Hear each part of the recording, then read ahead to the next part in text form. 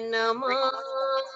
ನಿತ್ಯ ತೃಪ್ತ ಬಸವಾಯ ನಮಃ. ಅಕಾರ ಬಸವಾಯ ನಮಃ. ಓಕಾರ ಬಸವಾಯ ನಮಃ. ಮಕಾರ ಬಸವಾಯ ನಮಃ. ನಕಾರ ಬಸವಾಯ ನಮಃ.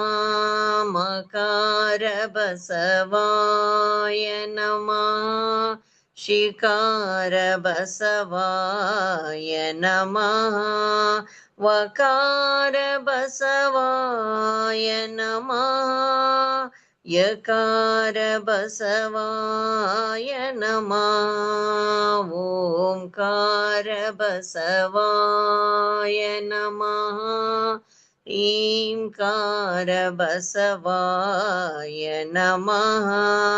ಸಂಗಮೇಶ್ವರ ಬಸವಾಯ ನಮಃ. ಪ್ರತ್ಯಕ್ಷ ಕಪಿಲ ಸಿದ್ಧ ಮಲ್ಲಿಕಾರ್ಜುನ ಬಸವಾಯ ನಮೋ ನಮಃ. ಬಸವಾಯ ನಮೋ ನಮಃ.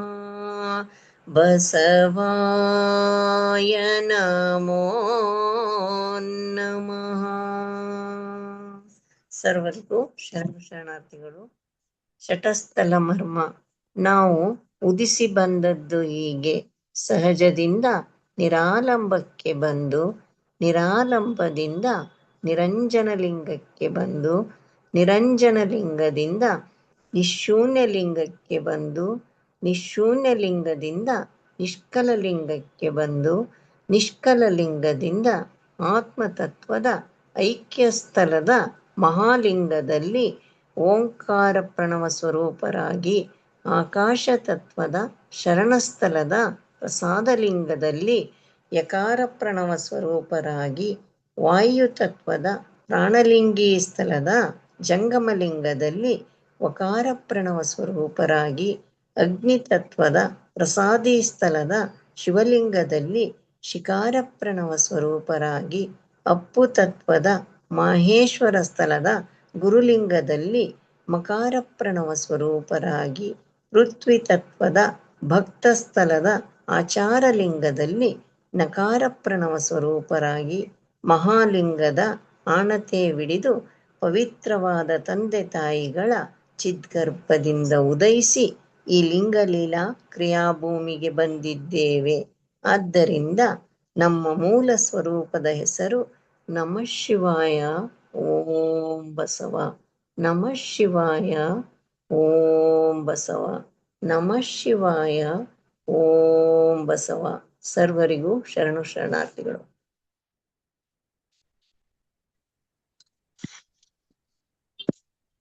ಎಲ್ಲ ಶರಣ ತಂದೆ ತಾಯಂದ್ರಿಗೂ ಶರಣಾರ್ಥಿಗಳು. ಅಪ್ಪರೇ ಶರಣಾರ್ಥಿಗಳು. ಶರಣಾರ್ಥಿಯವರೇ ಎಲ್ಲರಿಗೂ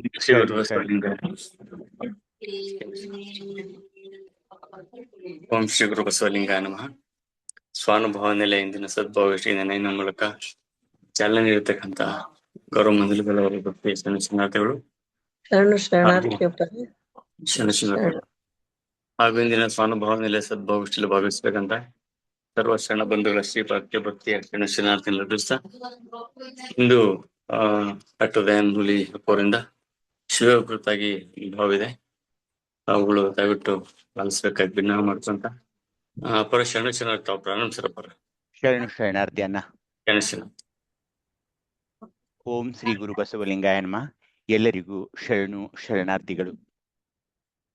ಶರಣರ ಶಿವಯೋಗ ಈ ಒಂದು ಮಾಲಿಕೆಯಲ್ಲಿ ನಾವು ಅನೇಕ ತಿಂಗಳುಗಳಿಂದ ಈ ಶರಣರ ಶಿವಯೋಗ ಹೇಗಿರಬಹುದು ಅನ್ನೋದ್ರ ಕುರಿತು ಅಭ್ಯಸನ ಮಾಡ್ತಾ ಇದ್ದೀವಿ. ಅದರಲ್ಲಿ ಒಂದು ಅನುಭವವಿದೆ, ಸಂತೋಷವಿದೆ, ಆನಂದವಿದೆ. ಹೀಗಾಗಿ ಅದನ್ನು ಎಷ್ಟು ಅಭ್ಯಸನ ಮಾಡ್ತೀವೋ ಅಷ್ಟು ನಮ್ಮಲ್ಲಿ ಒಂದು ಶಿವಾನಂದದ ನೆಲೆ ಸ್ಫುರಿಸೋದಿದೆ. ಅನೇಕ ತಿಂಗಳುಗಳಿಂದ ಇದನ್ನ ಅಭ್ಯಸನ ನಾವು ಮಾಡ್ತಾ ಇದ್ದೀವಿ. ಹೀಗಾಗಿ ಆ ಪುಸ್ತಕದಲ್ಲಿ ಬಂದ ಗ್ರಂಥದಲ್ಲಿ, ಬಿಡುಗಡೆಯಾದ ಗ್ರಂಥದಲ್ಲಿ ಶರಣರ ಶಿವಯೋಗವನ್ನ ಅದು ವಿಸ್ತೃತವಾಗಿರೋದ್ರಿಂದ ಭಾಗ 1, ಭಾಗ 2, ಭಾಗ 3 ಮಾಡಿಕೊಂಡು ಭಾಗ 1ರಲ್ಲಿ ಶರಣರ ಶಿವಯೋಗದ ಅಭ್ಯಸನವನ್ನ 9 ವಿಕಸನ ಕ್ರಮಗಳಲ್ಲಿ ನಾವು ಮಾಡಿದ್ವಿ. ಈಗ ಭಾಗ 2ರಲ್ಲಿ ಅಂಗದಿಂದ ಲಿಂಗದತ್ತ, ಅಂದ್ರೆ ಅಂಗವನ್ನ ಹೇಗೆ ಲಿಂಗವನ್ನಾಗಿ ಪರಿವರ್ತಿಸಿಕೊಳ್ಳಬೇಕು ಅನ್ನೋದ್ರತ್ತ ನಾವು ನೋಡ್ತಾ ಇದ್ದೀವಿ. ಹಾಗೇನೆ ಕೊನೆಯಲ್ಲಿ ಭಾಗ 3ರಲ್ಲಿ ಶಿವಯೋಗ ಪ್ರಯೋಗ, ಹೇಗೆ ನಾವು ಇಷ್ಟಲಿಂಗದ ಪೂಜೆಯನ್ನು ಮಾಡಿಕೊಳ್ಳಬಹುದು ಅನ್ನೋದನ್ನ ಕೂಡ ನಾವು ನೋಡೋರಿದ್ದೀವಿ. ಇವತ್ತು ಶರಣನ ಅಂಗ ಪ್ರಸಾದ ಲಿಂಗವಾಗುವ ಶಿವಯೋಗ ಅಂದಾಗ ಶರಣ ಸ್ಥಳ ಎಲ್ಲಿದೆ? ಈ ಶರಣ ಸ್ಥಳದ ಬಗ್ಗೆ ಎಲ್ಲ ಹೇಳಿ ನೋಡೋಣ, ಯಾರಾದ್ರೂ ಒಬ್ರು.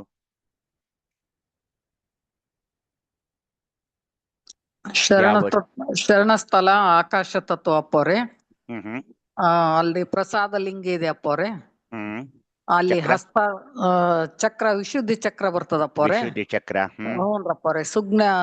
ಸುಜ್ಞಾನವೆಂಬ ಹಸ್ತ ಬರ್ತದ್ರಪ್ಪೋರೆ. ಹ್ಮ್ ಹ್ಮ್ ಭಕ್ತಿ ಶ್ರೋತ್ರೇಂದ್ರಿಯವೆಂಬ ಶಕ್ತಿ. ಮುಖ, ಆನಂದ ಭಕ್ತಿ ಅಪ್ಪೋರೆ.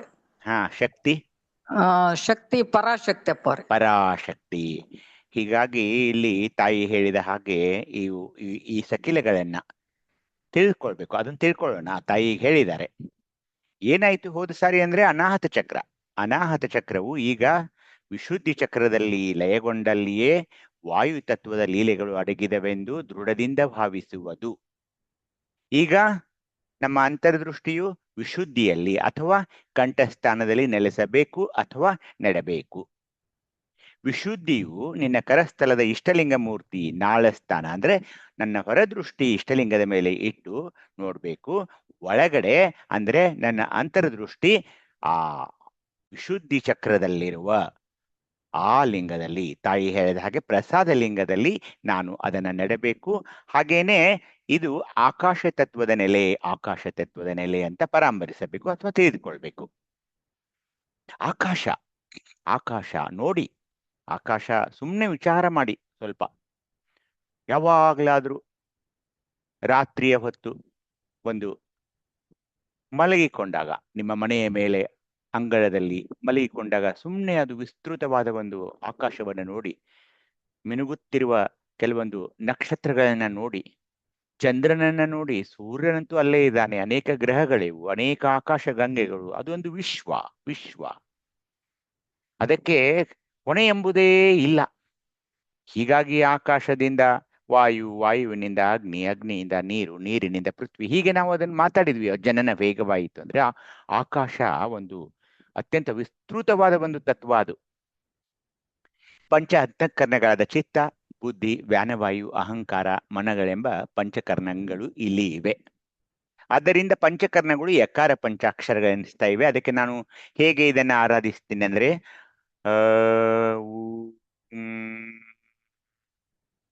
ಯಂ ಯಂ ಯಂ ಪ್ರಸಾದಲಿಂಗಾಯ ನಮಃ, ಪ್ರಸಾದಲಿಂಗಾಯ ನಮಃ, ಪ್ರಸಾದಲಿಂಗಾಯ ನಮಃ. ಪ್ರಸಾದಲಿಂಗಕ್ಕೆ ಶರಣು ಶರಣಾರ್ಥಿ, ಪ್ರಸಾದಲಿಂಗಕ್ಕೆ ಶರಣು ಶರಣಾರ್ಥಿ, ಪ್ರಸಾದಲಿಂಗಕ್ಕೆ ಶರಣು ಶರಣಾರ್ಥಿ ಅಂತ ಹೊರ ದೃಷ್ಟಿಯನ್ನ ಇಷ್ಟಲಿಂಗ ಮೇಲೆ ಇಟ್ಟುಕೊಂಡು ಮ ಅನ್ನುವಾಗ ಅದು ಮಹಾಲಿಂಗ ತನಕ ಒಯ್ದು ಕೆಳಗಿಳಿದು ಕಂಠದಲ್ಲಿರುವ ಪ್ರಸಾದಲಿಂಗದಲ್ಲಿ ನನ್ನ ಅಂತರ್ದೃಷ್ಟಿಯನ್ನು ಇಟ್ಟು ಈ ಒಂದು ಮನನವನ್ನ ಅನ್ಬೇಕು. ಆಕಾಶ ತತ್ವ ಶಬ್ದಗುಣ ಪ್ರಧಾನವಾಗಿದೆ. ತಾಯಿ ಹೇಳಿದ್ರು ಅದನ್ನು ಕೂಡ. ಶಬ್ದ ಸಂಬಂಧಿ ಆದಂತಹ ಅಂದ್ರೆ ರಾಗ, ದ್ವೇಷ, ಭಯ, ಲಜ್ಜೆ, ಮೋಹಗಳೆಂಬ ಇವೆಲ್ಲ ನೋಡಿ. ರಾಗ ಸಿಟ್ಟಿಗೆ ಹೇಳೋದು, ಕೋಪ, ದ್ವೇಷ ಅಂದ್ರೆ ಮತ್ತೊಬ್ಬರನ್ನ ಮತ್ಸರದಿಂದ ನೋಡೋದು, ಭಯ ಅಂದ್ರೆ ಅಂಜಿಕೆ, ನಾಚಿಕೆ, ಮೋಹ, ಇವೆಲ್ಲ 5 ಗುಣಗಳ ಸಮೀಕರಣ ಈ ಶಬ್ದಗುಣದ್ದು ಆಗಿದೆ ಅಂತ ಹೇಳ್ತಾರೆ. ಹೀಗಾಗಿ ಇಲ್ಲಿರುವ 24 ಸಕಿಲೆಗಳು ಮಾರ್ಗಕ್ರಿಯಾಚರಣೆ, ಮೀರಿದ ಕ್ರಿಯೆ. ಮಾರ್ಗಕ್ರಿಯಾಚರಣೆ ಅಂದ್ರೆ ಭಕ್ತಸ್ಥಳ, ಮಹೇಶಸ್ಥಳ, ಪ್ರಸಾದಿ ಸ್ಥಳ. ಮೀರಿದ ಕ್ರಿಯಾಚರಣೆ ಅಂದ್ರೆ ಮೇಲಿನ ಸ್ಥಳಗಳು 3 ಮೇಲಿನ ಸ್ಥಳಗಳು. ಅದನ್ನ ಅರ್ಥ ಮಾಡಿಕೊಳ್ಳಬೇಕು. ಮಾರ್ಗ ಕ್ರಿಯಾಚರಣೆ ಅಂದ್ರೆ ಕೆಳಗಿನ 3 ಸ್ಥಳಗಳು, ಮೀರಿದ ಕ್ರಿಯಾಚರಣೆ ಮೇಲಿನ ಸ್ಥಳಗಳಿಗೆ ಹೋಗೋದು. ಅದಕ್ಕಾಗಿ ಮೊದಲ 3 ಇಲ್ಲಿ ಆಕೃತಿ ಏನಂದ್ರೆ ದರ್ಪಣಾಕೃತಿ. ಓಂ ಅಕ್ಷರದ ಒಳಗಡೆ ದರ್ಪಣಾಕೃತಿಯನ್ನ ನೀವು ನೋಡಿದಿರಿ, ಅದು ಇಲ್ಲಿದೆ. ಪ್ರಣಮ ಈಗಾಗಲೇ ನಾನು ಹೇಳಿದ ಹಾಗೆ ಯಕಾರ. ನಾದ ಇದು ಆಕಾಶ ತತ್ವರಾಗಿರೋದ್ರಿಂದ ಮೇಘನಾದ. ಮೋಡಗಳು ಹೇಗೆ ಮಳೆ ಬರೋಕ್ಕಿಂತ ಮುಂಚೆ ಗುಡುಗು ಸಿಡಿಲು ಹೇಗೆ ಆ ಮೇಘನಾದವನ್ನ ತಾವು ಕೇಳಿದಿರಿ, ಆ ನಾದ ಇಲ್ಲಿ ಇರ್ತಾ ಇದೆ. ಸ್ಥಳ ಶರಣ ಸ್ಥಳ. ಚಕ್ರ ವಿಶುದ್ಧಿ ಚಕ್ರ. ವರ್ಣ ಕಪೋತ ಅಂತ ಹೇಳ್ತಾರೆ. ಇಲ್ಲಿರುವ ಅಂಗ ಅಥವಾ ಸ್ಥಳ ಆಕಾಶ. ಆತ್ಮ ಶುದ್ಧಾತ್ಮ. ತನು ಆನಂದ. ಹಸ್ತ ಸುಜ್ಞಾನ. ಲಿಂಗ ಪ್ರಸಾದ ಲಿಂಗವಾಗಿದೆ. ಮುಖ ಶ್ರೋತ್ರ. ಮೀರಿದ ಕ್ರಿಯಾಚರಣೆ ಅಂದ್ರೆ ಮೇಲಿನ ಒಂದು 3 ಸ್ಥಳಗಳು, ಜಂಗಮ ಸ್ಥಳ, ಪ್ರಾಣಲಿಂಗಿ ಸ್ಥಳ, ಪ್ರಸಾದಿ ಸ್ಥಳ ಮತ್ತು ಆಜ್ಞಾಚಕ್ರದಲ್ಲಿರುವ ಈ ಮಹಾಲಿಂಗವಿರುವ ಸ್ಥಳ. ಈ 3 ಸ್ಥಳಗಳಲ್ಲಿ ಶಕ್ತಿ, ಮೀರಿದ ಕ್ರಿಯಾಚರಣೆಯಲ್ಲಿ ಶಕ್ತಿ ಏನಂದ್ರೆ ಪರಾಶಕ್ತಿ. ಈ ಆದಿಶಕ್ತಿ, ಪರಾಶಕ್ತಿ, ಚಿಚ್ಛಕ್ತಿ ಇವು ದೈವಿಕ ಶಕ್ತಿಗಳು, ಪರಮನ ನೆಲೆಯಿಂದ ಬರುವವು. ಭಕ್ತಿ ಆನಂದವಾಗಿದೆ. ಪ್ರಸಾದ ಶಬ್ದ, ಸುಪ್ರಸಾದವಾಗಿ ಸುಶಬ್ದ ನಮಗೆ ಸಿಗ್ತಾ ಇದೆ. ಪೂಜಾರಿ ಸದಾಶಿವ, ಅಧಿದೇವತೆ ಕೂಡ ಸದಾಶಿವ. ಕಲೆ ಶಾಂತ್ಯಾತೀತ ಕಲೆಯಾಗಿದೆ. ಸಾಧಕ್ಯ ಶಿವ. ಲಕ್ಷಣ ಪರಿಪೂರ್ಣ. ಸಂಜ್ಞೆ ಅನಾದಿ ವಸ್ತು. ದಿಕ್ಕು ಊರ್ಧ್ವ ಅಂದ್ರೆ ಕೆಳಗಡೆ. ವಕ್ರ ವೇದ ಯಾವುದು? ಸದಾಶಿವಲಿಂಗ ಮತ್ತು ಅಜಪ ವೇದ ಅಂತ ಇಲ್ಲಿ ಇದೆ ಅಂತ ಶರಣರು ಹೇಳ್ತಾರೆ. ಹೀಗಾಗಿ ಪ್ರತಿ ಸಾರಿ ಪ್ರತಿ ಸ್ಥಳದಲ್ಲಿ ನಮ್ಮ ವಿರಳ ಜ್ಞಾನಿ ಚನ್ನಬಸವಣ್ಣನವರ ವಚನವನ್ನ ಪಠಿಸುವ ಹಾಗೆ ಈ ಸ್ಥಳದ ವಚನ ಏನಂದ್ರೆ ಶರಣಂಗೆ ಆಕಾಶವೇ ಅಂಗ. ಶರಣಂಗೆ ಆಕಾಶವೇ ಅಂಗ. ಆ ಅಂಗಕ್ಕೆ ಸುಜ್ಞಾನವೇ ಹಸ್ತ. ಆ ಹಸ್ತಕ್ಕೆ ಶಿವ ಸಾಧಾಕ್ಯ. ಆ ಸಾಧಾಕ್ಯಕ್ಕೆ ಪರಾಶಕ್ತಿ. ಆ ಶಕ್ತಿಗೆ ಪ್ರಸಾದವೇ ಲಿಂಗ. ಪರಾಶಕ್ತಿ ಅಂದಾಗ ಅದು ಅದು ಚಿಚ್ಛಕ್ತಿಯ ಹೊರ ಕವಚವಾಗಿದೆ ಅಂತ ನಾನು ಹೋದ್ ಸಾರಿ ನಿಮ್ಗೆ ಹೇಳಿದ್ದೆ. ಅಂದ್ರೆ ಆದಿಶಕ್ತಿಯ ನಂತರ ಪರಾಶಕ್ತಿ, ಪರಾಶಕ್ತಿಯ ನಂತರ ಆ ಮಹಾಲಿಂಗದಲ್ಲಿರುವ ಚಿಚ್ಛಕ್ತಿಯನ್ನ ದರ್ಶನ ಮಾಡಲು ನಮಗೆ ಈ ಪರಾಶಕ್ತಿ ಬೇಕಾಗ್ತಾ ಇದೆ. ಆ ಶಕ್ತಿಗೆ ಪ್ರಸಾದವೇ ಲಿಂಗ. ಆ ಲಿಂಗಕ್ಕೆ ಶಾಂತ್ಯಾತೀತವೇ ಕಳೆ. ಆ ಕಳೆಗೆ ಶ್ರೋತ್ರೇಂದ್ರಿಯವೇ ಮುಖ ಅಂದ್ರೆ ಕಿವಿ. ಆ ಮುಖಕ್ಕೆ ಸುಶಬ್ದ ದ್ರವ್ಯಗಳನ್ನ ರೂಪ ರುಚಿ ತೃಪ್ತಿಯನ್ನರಿದು ಆನಂದ ಭಕ್ತಿಯಿಂದ ಅರ್ಪಿಸಿ ಆ ಸುಶಬ್ದ ಪ್ರಸಾದವ ಭೋಗಿಸಿ ಸುಖಿಸುತ್ತೇನು ಕೂಡಲ ಚೆನ್ನಸಂಗ ನಿಮ್ಮ ಶರಣ ಅಂತ ಚೆನ್ನಬಸವಣ್ಣನವರು ಈ ಸ್ಥಳದ ಒಂದು ವರ್ಣನೆಯನ್ನ ಅತ್ಯಂತ ಸುಂದರವಾಗಿ ಸರಳವಾಗಿ ಇಲ್ಲಿ ಮಾಡ್ತಾ ಇದ್ದಾರೆ. ಹೀಗಾಗಿ ನಿಮಗೆ ಸಮಯ ಸಿಕ್ಕಾಗ ರವಿವಾರ ಅಥವಾ ನಿಮಗೆ ಕೆಲವೊಂದು ಈ ಕಂಠದ ಸಮಸ್ಯೆಗಳು ಇರ್ತಾ ಇವೆ, ಅದರಲ್ಲಿ ಈ ಥೈರಾಯ್ಡ್ ಗಳಗಂಡ ಅಂತ ಬರುತ್ತೆ ನೋಡಿ, ಥೈರಾಯ್ಡ್ ಹಾರ್ಮೋನ್ಸ್ ತುಂಬಾ ಸಮಸ್ಯೆ ಇರುತ್ತೆ. T3 T4 TSH ಅಂತ ರಕ್ತ ಪರೀಕ್ಷೆ ಮಾಡಿದ ನಂತರ ಹೇಳ್ತಾರೆ. ಅಥವಾ ಕೊರಳಲ್ಲಿ ಅದು ಇದು ಒಂದು ಗಡ್ಡೆಯಾಗಿರುತ್ತೆ, ಥೈರಾಯ್ಡ್ ಗ್ರಂಥಿ ಊದ್ಕೊಂಡಿರುತ್ತೆ, ಅದಕ್ಕೆ ಸೋನೋಗ್ರಫಿ ಮಾಡ್ತಾರೆ. ಈ ಥೈರಾಯ್ಡ್ ಹಾರ್ಮೋನ್ಸ್ ಹೇಳ್ತಾರೆ. ಈ ಥೈರಾಯ್ಡ್ ರೋಗ ತುಂಬಾ ಹೆಣ್ಣು ಮಕ್ಕಳಲ್ಲಿ ಕಂಡು ಬರುವಂತ ತುಂಬಾ ಕಾಮನ್ ಆಗಿ ಕಂಡು ಬರುವಂತ ರೋಗ. ಆ ರೋಗ ಇರಲಿ. ಹಾಗೇನೆ ಎಸೋಫೆಗಸ್ ಅಂದ್ರೆ ಅನ್ನನಾಳದ ಕ್ಯಾನ್ಸರು. ನುಂಗುವಾಗ ನಿಮಗೆ ಅನ್ನದ ತೊಂದರೆ ಆಗೋದು, ಒಂದು ತುತ್ತು ಹಾಕಿದ ತಕ್ಷಣ ಬಿಕ್ಕಳಿಕೆ ಬರೋದು ಅಥವಾ ವಾಂತಿ ಬಂದ ಹಾಗೆ ಆಗೋದು, ಎದೆಯಲ್ಲಿ ಉರಿಯೋದು, ನೆಟ್ಟಿಗೆ ಮಾತಾಡಕ್ ಬರೋಲ್ಲ, ಗೊಗ್ಗರ ಧ್ವನಿ ಇರೋದು, ಸ್ಪಷ್ಟವಾಗಿ ಅಂದ್ರೆ ತೊದಲಿಸೋದು, ಈ ತರ ಎಲ್ಲ ಏನು ಸಮಸ್ಯೆ ಇದ್ರೆ, ನೀರನ್ನು ಸಹ ಕುಡಿಯಲು ನಿಮಗೆ ಕಷ್ಟವಾಗ್ತಾ ಇದ್ರೆ, ಮಾತನಾಡುವಲ್ಲಿ ನಿಮಗೆ ತೊಂದರೆ ಆಗ್ತಾ ಇದ್ರೆ, ಉಸಿರಾಡುವಲ್ಲಿ ನಿಮಗೆ ತೊಂದರೆ ಆಗ್ತಾ ಇದ್ದರೆ, ಅಸ್ತಮಾ ಇದ್ರೆ, ಈ ಕುತ್ತಿಗೆ ಯಾವುದೇ ಸಮಸ್ಯೆಗಳಿಗೆ ನೀವು ಇಲ್ಲಿರುವ ಲಿಂಗ, ಈ ಲಿಂಗವನ್ನ ಪ್ರಸಾದ ಲಿಂಗವನ್ನ ಅರ್ಚಿಸಬೇಕು. ಹೆಚ್ಚಾಗಿ ಅರ್ಚಿಸಬೇಕು. ಈ ತೊಂದರೆಗಳಿದ್ದವರು ಏನ್ ಮಾಡ್ಬೇಕು? ಇದನ್ನೇ ಒಂದು ಮೂಲ ಸ್ವರೂಪವಾಗಿ ಇಟ್ಟುಕೊಂಡು ಹೊರದೃಷ್ಟಿಯನ್ನ ಇಷ್ಟಲಿಂಗದ ಮೇಲೆ ಇಟ್ಟುಕೊಂಡು ಸಮಯ ಸಿಕ್ಕಾಗ ಥೈರಾಯ್ಡ್ ಸಮಸ್ಯೆ ಇರುವವರು, ಹಾಗಲೇ ನಾನು ಹೇಳಿದಾಗೆ ಅನೇಕ ಸಮಸ್ಯೆಗಳಿರುವವರು ಅವ್ರೇನ್ ಮಾಡ್ಬೇಕಂದ್ರೆ ಈ ಒಂದು ಉಪ ಅಂಗಸ್ಥಳಗಳ ಮತ್ತು ಉಪಲಿಂಗ ಸ್ಥಳಗಳ ಧ್ಯಾನವನ್ನ ಇಲ್ಲಿ ಮಾಡ್ಬೇಕು. ಯಾಕಂದ್ರೆ ಪ್ರಸಾದ ಲಿಂಗದ ಮೇಲೆ ಹೆಚ್ಚು ನಾನು ಕೇಂದ್ರೀಕರಿಸಬೇಕಾಗ್ತಾ ಇದೆ ಸಮಸ್ಯೆಗಳಿದ್ದಲ್ಲಿ ಹೆಚ್ಚಾಗಿ. ಹೀಗಾಗಿ ಅದ್ ನಾನು ಹೇಗಂತೀನಿ? ಶರಣ ಸ್ಥಳದ ಪ್ರಸಾದ ಲಿಂಗಾಯ ನಮಃ. ತಾಮಸ ನಿರಸನ ಸ್ಥಳದ ಪ್ರಸಾದ ಲಿಂಗಾಯ ನಮಃ. ನಿರ್ದೇಶ ಸ್ಥಳದ ಪ್ರಸಾದ ಲಿಂಗಾಯ ನಮಃ. ಶೀಲ ಸಂಪಾದನಾ ಸ್ಥಳದ ಪ್ರಸಾದ ಲಿಂಗಾಯ ನಮಃ ಅಂತ ಅಂದು ಹಾಗೇನೆ ಇಲ್ಲಿರುವ ಉಪಲಿಂಗ ಸ್ಥಳಗಳ ಧ್ಯಾನವನ್ನ ಕೂಡ ಮಾಡಬೇಕು. ಕ್ರಿಯಾ ನಿಷ್ಪತ್ತಿ ಸ್ಥಳದ ಪ್ರಸಾದ ಲಿಂಗಾಯ ನಮಃ. ಭಾವ ನಿಷ್ಪತ್ತಿ ಸ್ಥಳದ ಪ್ರಸಾದ ಲಿಂಗಾಯ ನಮಃ. ಜ್ಞಾನ ನಿಷ್ಪತ್ತಿ ಸ್ಥಳದ ಪ್ರಸಾದ ಲಿಂಗಾಯ ನಮಃ. ಪಿಂಡಾಕಾಶ ಸ್ಥಳದ ಪ್ರಸಾದ ಲಿಂಗಾಯ ನಮಃ. ಬಿಂದ್ವಾಕಾಶ ಸ್ಥಳದ ಪ್ರಸಾದ ಲಿಂಗಾಯ ನಮಃ. ಮಹದಾಕಾಶ ಸ್ಥಳದ ಪ್ರಸಾದ ಲಿಂಗಾಯ ನಮಃ. ಕ್ರಿಯಾ ಪ್ರಕಾಶ ಸ್ಥಳದ ಪ್ರಸಾದ ಲಿಂಗಾಯ ನಮಃ. ಭಾವಪ್ರಕಾಶ ಸ್ಥಳದ ಪ್ರಸಾದಲಿಂಗಾಯ ನಮಃ, ಜ್ಞಾನ ಪ್ರಕಾಶ ಸ್ಥಳದ ಪ್ರಸಾದಲಿಂಗಾಯ ನಮಃ ಅಂತ ನಿಮಗೆ ಸಮಯ ಸಿಕ್ಕಾಗಲ್ಲ ಈ ಒಂದು ಪ್ರಸಾದಲಿಂಗದ ಅರ್ಚನೆಯನ್ನ ಮಾಡಬೇಕು ಅಂತ ಹೇಳಿ ಈ ಆಕಾಶ ತತ್ವದ ಸಕಿಲ ಸಂಬಂಧವೆಂದು ಅರಿತು, ಅಂದ್ರೆ ಇಲ್ಲಿ ಆಕಾಶ ತತ್ವ ಮೇನ್ಲಿ ಅದಿದೆ ಇಲ್ಲಿ, ಅವೆಲ್ಲವುಗಳನ್ನ ನೆನಹಿಗೆ ತಂದು ಭಾವಹಸ್ತದಲ್ಲಿ ಗ್ರಹಿಸಿ ವಿಶುದ್ಧಿ ಚಕ್ರದಲ್ಲಿ ಕೇಂದ್ರೀಕರಿಸಿದಾಗ ಇವೆಲ್ಲವುಗಳಲ್ಲಿಯೂ ಆಕಾಶ ತತ್ವಗತ ಪರಮಾತ್ಮ ಕಳೆಯಾದ ಅಂತ ಅದನಂದ್ರೆ ಕುರುಹು ಯಾವುದಂದ್ರೆ ಪ್ರಸಾದಲಿಂಗದ ಪ್ರಕಾಶವೇ ಬೆಳಗುತ್ತಾ ಇರ್ತದೆ. ಅವೆಲ್ಲವೂ ಪ್ರಸಾದಲಿಂಗ ಸ್ವರೂಪ ಅಂತ ತಿಳಿಯಬೇಕಾಗ್ತಾ ಇದೆ. ಇವೆಲ್ಲವುಗಳ ನೆಲೆಮನೆಯು ಪಿಂಡಾಂಡದಲ್ಲಿ ವಿಶುದ್ಧಿ ಚಕ್ರವಾಗಿದೆ ಅಂತ ಅರಿಬೇಕು. ವಿಶುದ್ಧಿ ಚಕ್ರವು ಪ್ರವೃತ್ತಿ ಮಾರ್ಗದಲ್ಲಿ ಎಲ್ಲಿಂದ ಬಂದಿದೆ? ಇದು ಆಜ್ಞಾಚಕ್ರದಿಂದ ಉಗಮವಾಗಿದೆ. ಆತ್ಮತತ್ವವೇ ಆಕಾಶ ತತ್ವದ ತಾಯಿ ಎನಿಸಿದೆ. ಏಕೆಂದ್ರೆ ಆ ಆಜ್ಞಾಚಕ್ರದಲ್ಲಿ ಆತ್ಮತತ್ವ ಇದೆ, ಅಲ್ಲಿಂದ ಈ ಆಕಾಶ ತತ್ವ ಉಗಮವಾಗಿದೆ ಅಂತ ನಾವು ಭಾವಿಸ್ಬೇಕು.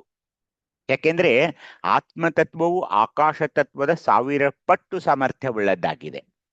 ಅದಕ್ಕೆ ನಾವು ಏನಂದ್ವಿ? ಶಿವಾತ್ಮ ಅಂತ ಕರಿತೀವಿ. ಆ ಆತ್ಮದ ಒಂದು ಎಷ್ಟೊಂದು ಅದು ಪರಮಾತ್ಮನ ನೆಲೆ. ಅದು ಮಹಾಲಿಂಗ ಅಂದ ತಕ್ಷಣ ಅದು ಪರಮಾತ್ಮನ ನೆಲೆ. ಮಹಾಲಿಂಗ ಅಂದಾಗ ಅದು ಅತ್ಯಂತ ಒಂದು ಘನ ಸ್ವರೂಪ. ಅದು ನಾವು ಯಾವಾಗ ನಾವು ಆ ಚಕ್ರಕ್ಕೆ ಬರ್ತೀವಿ ಅದ್ರ ಬಗ್ಗೆ ಹೆಚ್ಚು ಚರ್ಚೆಯನ್ನ ಮಾಡೋಣ. ಆದ್ರೆ ಒಂದು ನೆನಪಿಟ್ಕೊಳ್ಬೇಕು, ಈ ಆತ್ಮತತ್ವ ಏನಿದೆಯಲ್ಲ ಅದು ಆಕಾಶಕ್ಕಿಂತ 1000 ಪಟ್ಟು ಸಾಮರ್ಥ್ಯವುಳ್ಳದ್ದಾಗಿದೆ. ಆ ಆತ್ಮತತ್ವ ನಮ್ಮಲ್ಲಿದೆ. ಆ ಆತ್ಮತತ್ವ ನಮ್ಮಲ್ಲಿದೆ ಅನ್ನೋದನ್ನ ಕೂಡ ನಾವು ಅರ್ಥಕೊಳ್ಬೇಕು. ಈಗ ನಿವೃತ್ತಿ ಮಾರ್ಗದಲ್ಲಿ ಆತ್ಮತತ್ವದ ಮಗನಾದ ಆಕಾಶ ತತ್ವವು ಆಜ್ಞಾಚಕ್ರದಿಂದಾದ ವಿಶುದ್ಧಿ ಚಕ್ರವನ್ನು ಆಜ್ಞಾಚಕ್ರದಲ್ಲಿ ಲಯಗೊಳಿಸುವ ಮುನ್ನ ವಿಶುದ್ಧಿ ಚಕ್ರದ ಸಮಗ್ರ ಸಕಿಲಗಳೆಲ್ಲವೂ ಪ್ರಸಾದ ಲಿಂಗವೆಂದು ಭಾವಿಸಿ ನಿರೀಕ್ಷಿಸಿದಲ್ಲಿ, ಅಂದರೆ ನೋಟದಲ್ಲಿ ನೋಡಿದಾಗ ಪ್ರಸಾದ ಲಿಂಗದ ಪೂಜೆ ಮತ್ತು ಪ್ರಸಾದ ಲಿಂಗದಲ್ಲಿ ಶರಣನಂಗ ಸಮರಸವಾಗುವುದೆಂದು ತಿಳಿಬೇಕಾಗ್ತಾ ಇದೆ. ಹೀಗಾಗಿ ಆ ಸಕಿಲಗಳನ್ನ ಅರ್ಥ ಮಾಡಿಕೊಂಡು ಅದನ್ನ ನಿರೀಕ್ಷೆ ಮಾಡಿ ಅಂದ್ರೆ ಹೊರದೃಷ್ಟಿ ಇಷ್ಟಲಿಂಗದ ಮೇಲೆ, ಒಳದೃಷ್ಟಿ ಆ ಕುತ್ತಿಗೆಯಲ್ಲಿರುವ ಪ್ರಸಾದ ಲಿಂಗದ ಮೇಲೆ ಮಹಾಲಿಂಗದ ಮುಖಾಂತರ ಅದನ್ನು ನೋಡೋದಿದೆಯಲ್ಲ, ಹೀಗೆ ನುಡಿದು ಅಲ್ಲಿರುವ ಸಕಿಲೆಗಳನ್ನ ಮನನ ಮಾಡಿಕೊಂಡು ಅವುಗಳನ್ನೆಲ್ಲ ಲಯಗೊಳಿಸ್ಬೇಕಾಗ್ತಾ ಇದೆ. ಇದುವೇ ಶರಣನಂಗ ಪ್ರಸಾದ ಲಿಂಗವಾಗುವ ರೀತಿಯಾಗಿದೆ ಅಂತ ಹೇಳ್ತಾ ಇಲ್ಲಿಗೆ ನಾನು ನಿಲ್ಲಿಸಿ ನಿಮಗೆ ಹೊಸದಾದ ಒಂದು ವಿಚಾರಗಳನ್ನ ಮತ್ತೆ ಈ ಸಾರಿ ತಗೊಂಡ್ ಬರ್ತಾ ಇದ್ದೀನಿ. ಅವು ನಾವು ಕೆಲವೊಂದು ತತ್ವಗಳನ್ನ ವಿಚಾರ ಮಾಡ್ತಾ ಇದ್ದೀವಿ.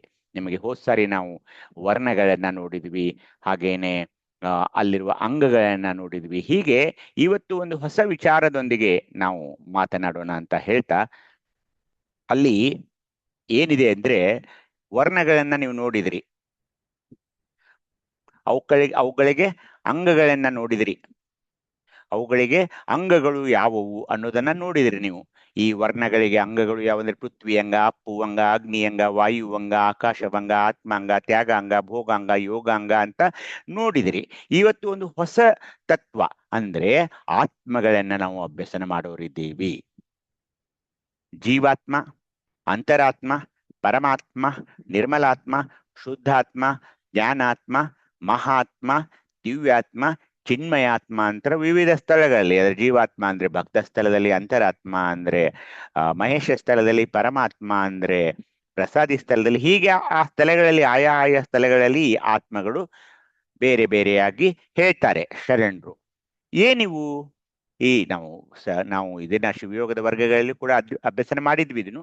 ಆದ್ರೂ ಮತ್ತೆ ಮತ್ತೆ ಮತ್ತೆ ಅದನ್ನ ಮನನ ಮಾಡಿಕೊಂಡಾಗ ಏನಾಗುತ್ತೆ, ನಮಗೆ ಅದರ ಒಳ ಅರ್ಥ, ನಿಜವಾದ ಅರ್ಥ ನಮಗೆ ಸಿಗೋದ್ರಿಂದ ಮತ್ತೆ ಈ ಆತ್ಮಗಳ ಬಗ್ಗೆ ಇವತ್ತು ಅಭ್ಯಸನ ಮಾಡೋಣ. ನೋಡಿ, ಈ ವಚನ ಯಾರಾದ್ರೂ ಓದಿ ನೋಡೋಣ. ಇದನ್ನ ಯಾರಾದ್ರೂ ಈ ವಚನವನ್ನ ನಿಧಾನವಾಗಿ ಓದಿ, ಇದು ಸುಂದರವಾದ ಎಲ್ಲರೂ ಮನನ ಮಾಡಬೇಕಾದ ವಚನವಾಗಿರೋದ್ರು ಒಬ್ರು ಯಾರಾದ್ರೂ ನಿಧಾನವಾಗಿ. ಓಂ ಶ್ರೀ ಗುರು ಬಸವಲಿಂಗಾಯ ನಮಃ. ಪರಶಿವನ ಚಿತ್ಕಲೆ ಜಗತ್ತಿನ ಶಿರೋಮಧ್ಯಕ್ಕೆ ಬಿಂಬಿಸಿ ಅದಕ್ಕೆ ಚೈತನ್ಯಗೊಳಿಸಿದಲ್ಲಿ ಅದೇ ಪರಮಾತ್ಮನಾಯಿತು. ಆ ಪರಮಾತ್ಮನೇ ಜಗತ್ತಿನಲ್ಲಿ ಅದೇ ಅಂತರಾತ್ಮನಾಯಿತು. ಆ ಅಂತರಾತ್ಮನೇ ಜಗತ್ತಿನ ಹೃದಯದಲ್ಲಿ ಬಿಂಬಿಸಿದೆ ಜೀವಾತ್ಮನಾಯಿತು. ಆ ಜೀವಾತ್ಮನೇ ಘಟ. ಅಂತರಾತ್ಮನ ಪರಮಾತ್ಮನೇ ಸರ್ವಸಾಕ್ಷಿಕ. ಈ ಸಾಕ್ಷಿಕನೇ ವಸ್ತು. ಆ ಈ ಜೀವಾಂಶ ಅಂಗ ಪ್ರಾಣಕ್ಕೆ ಪಂಚವಿಂಶತಿ ತತ್ವಗಳೆಂಬ ಅಂತಹದನೆ ಜ್ಞಾನದಕ್ಕೆ ಪತಿಯಾಗಿ ನಾನಾ ವಿನೋದ ಎಂಬುದಾಗಿ ಬಸವ ಜಗತ್ತನ್ನು. ಓಂ ಶ್ರೀ ಗುರು ಬಸವಲಿಂಗ ಶರಣಾರ್ಥಿ. ಸಮಗ್ರ ವಚನ ಸಂಪುಟ 9, ವಚನದ ಸಂಖ್ಯೆ 322.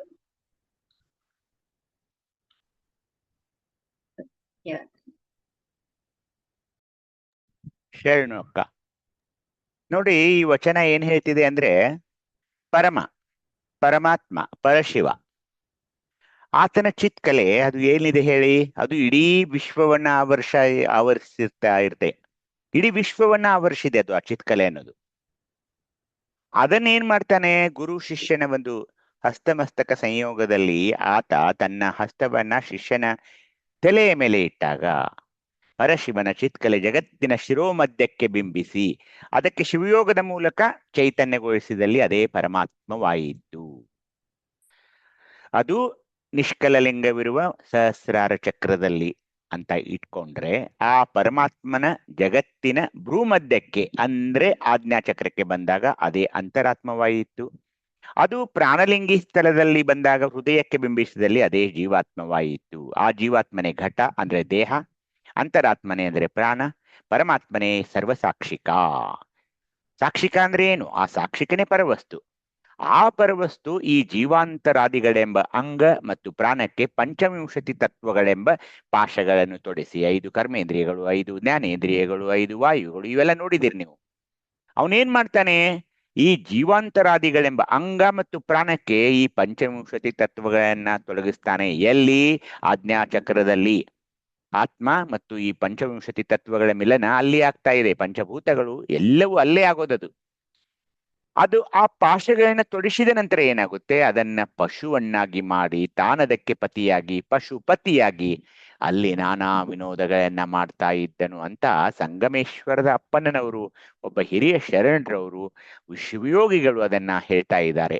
ಹೀಗಾಗಿ ಆತ್ಮಗಳ ಬಗ್ಗೆ ನಾವು ಅಭ್ಯಸನ ಇವತ್ತು ಮಾಡೋಣ. ಒಂದು ಜೀವಾತ್ಮ, ಭಕ್ತ ಸ್ಥಳದಲ್ಲಿರುವ ಜೀವಾತ್ಮ. ಇಲ್ಲಿಂದ ನಾವು ಶುರು ಮಾಡೋಣ ಇವತ್ತು.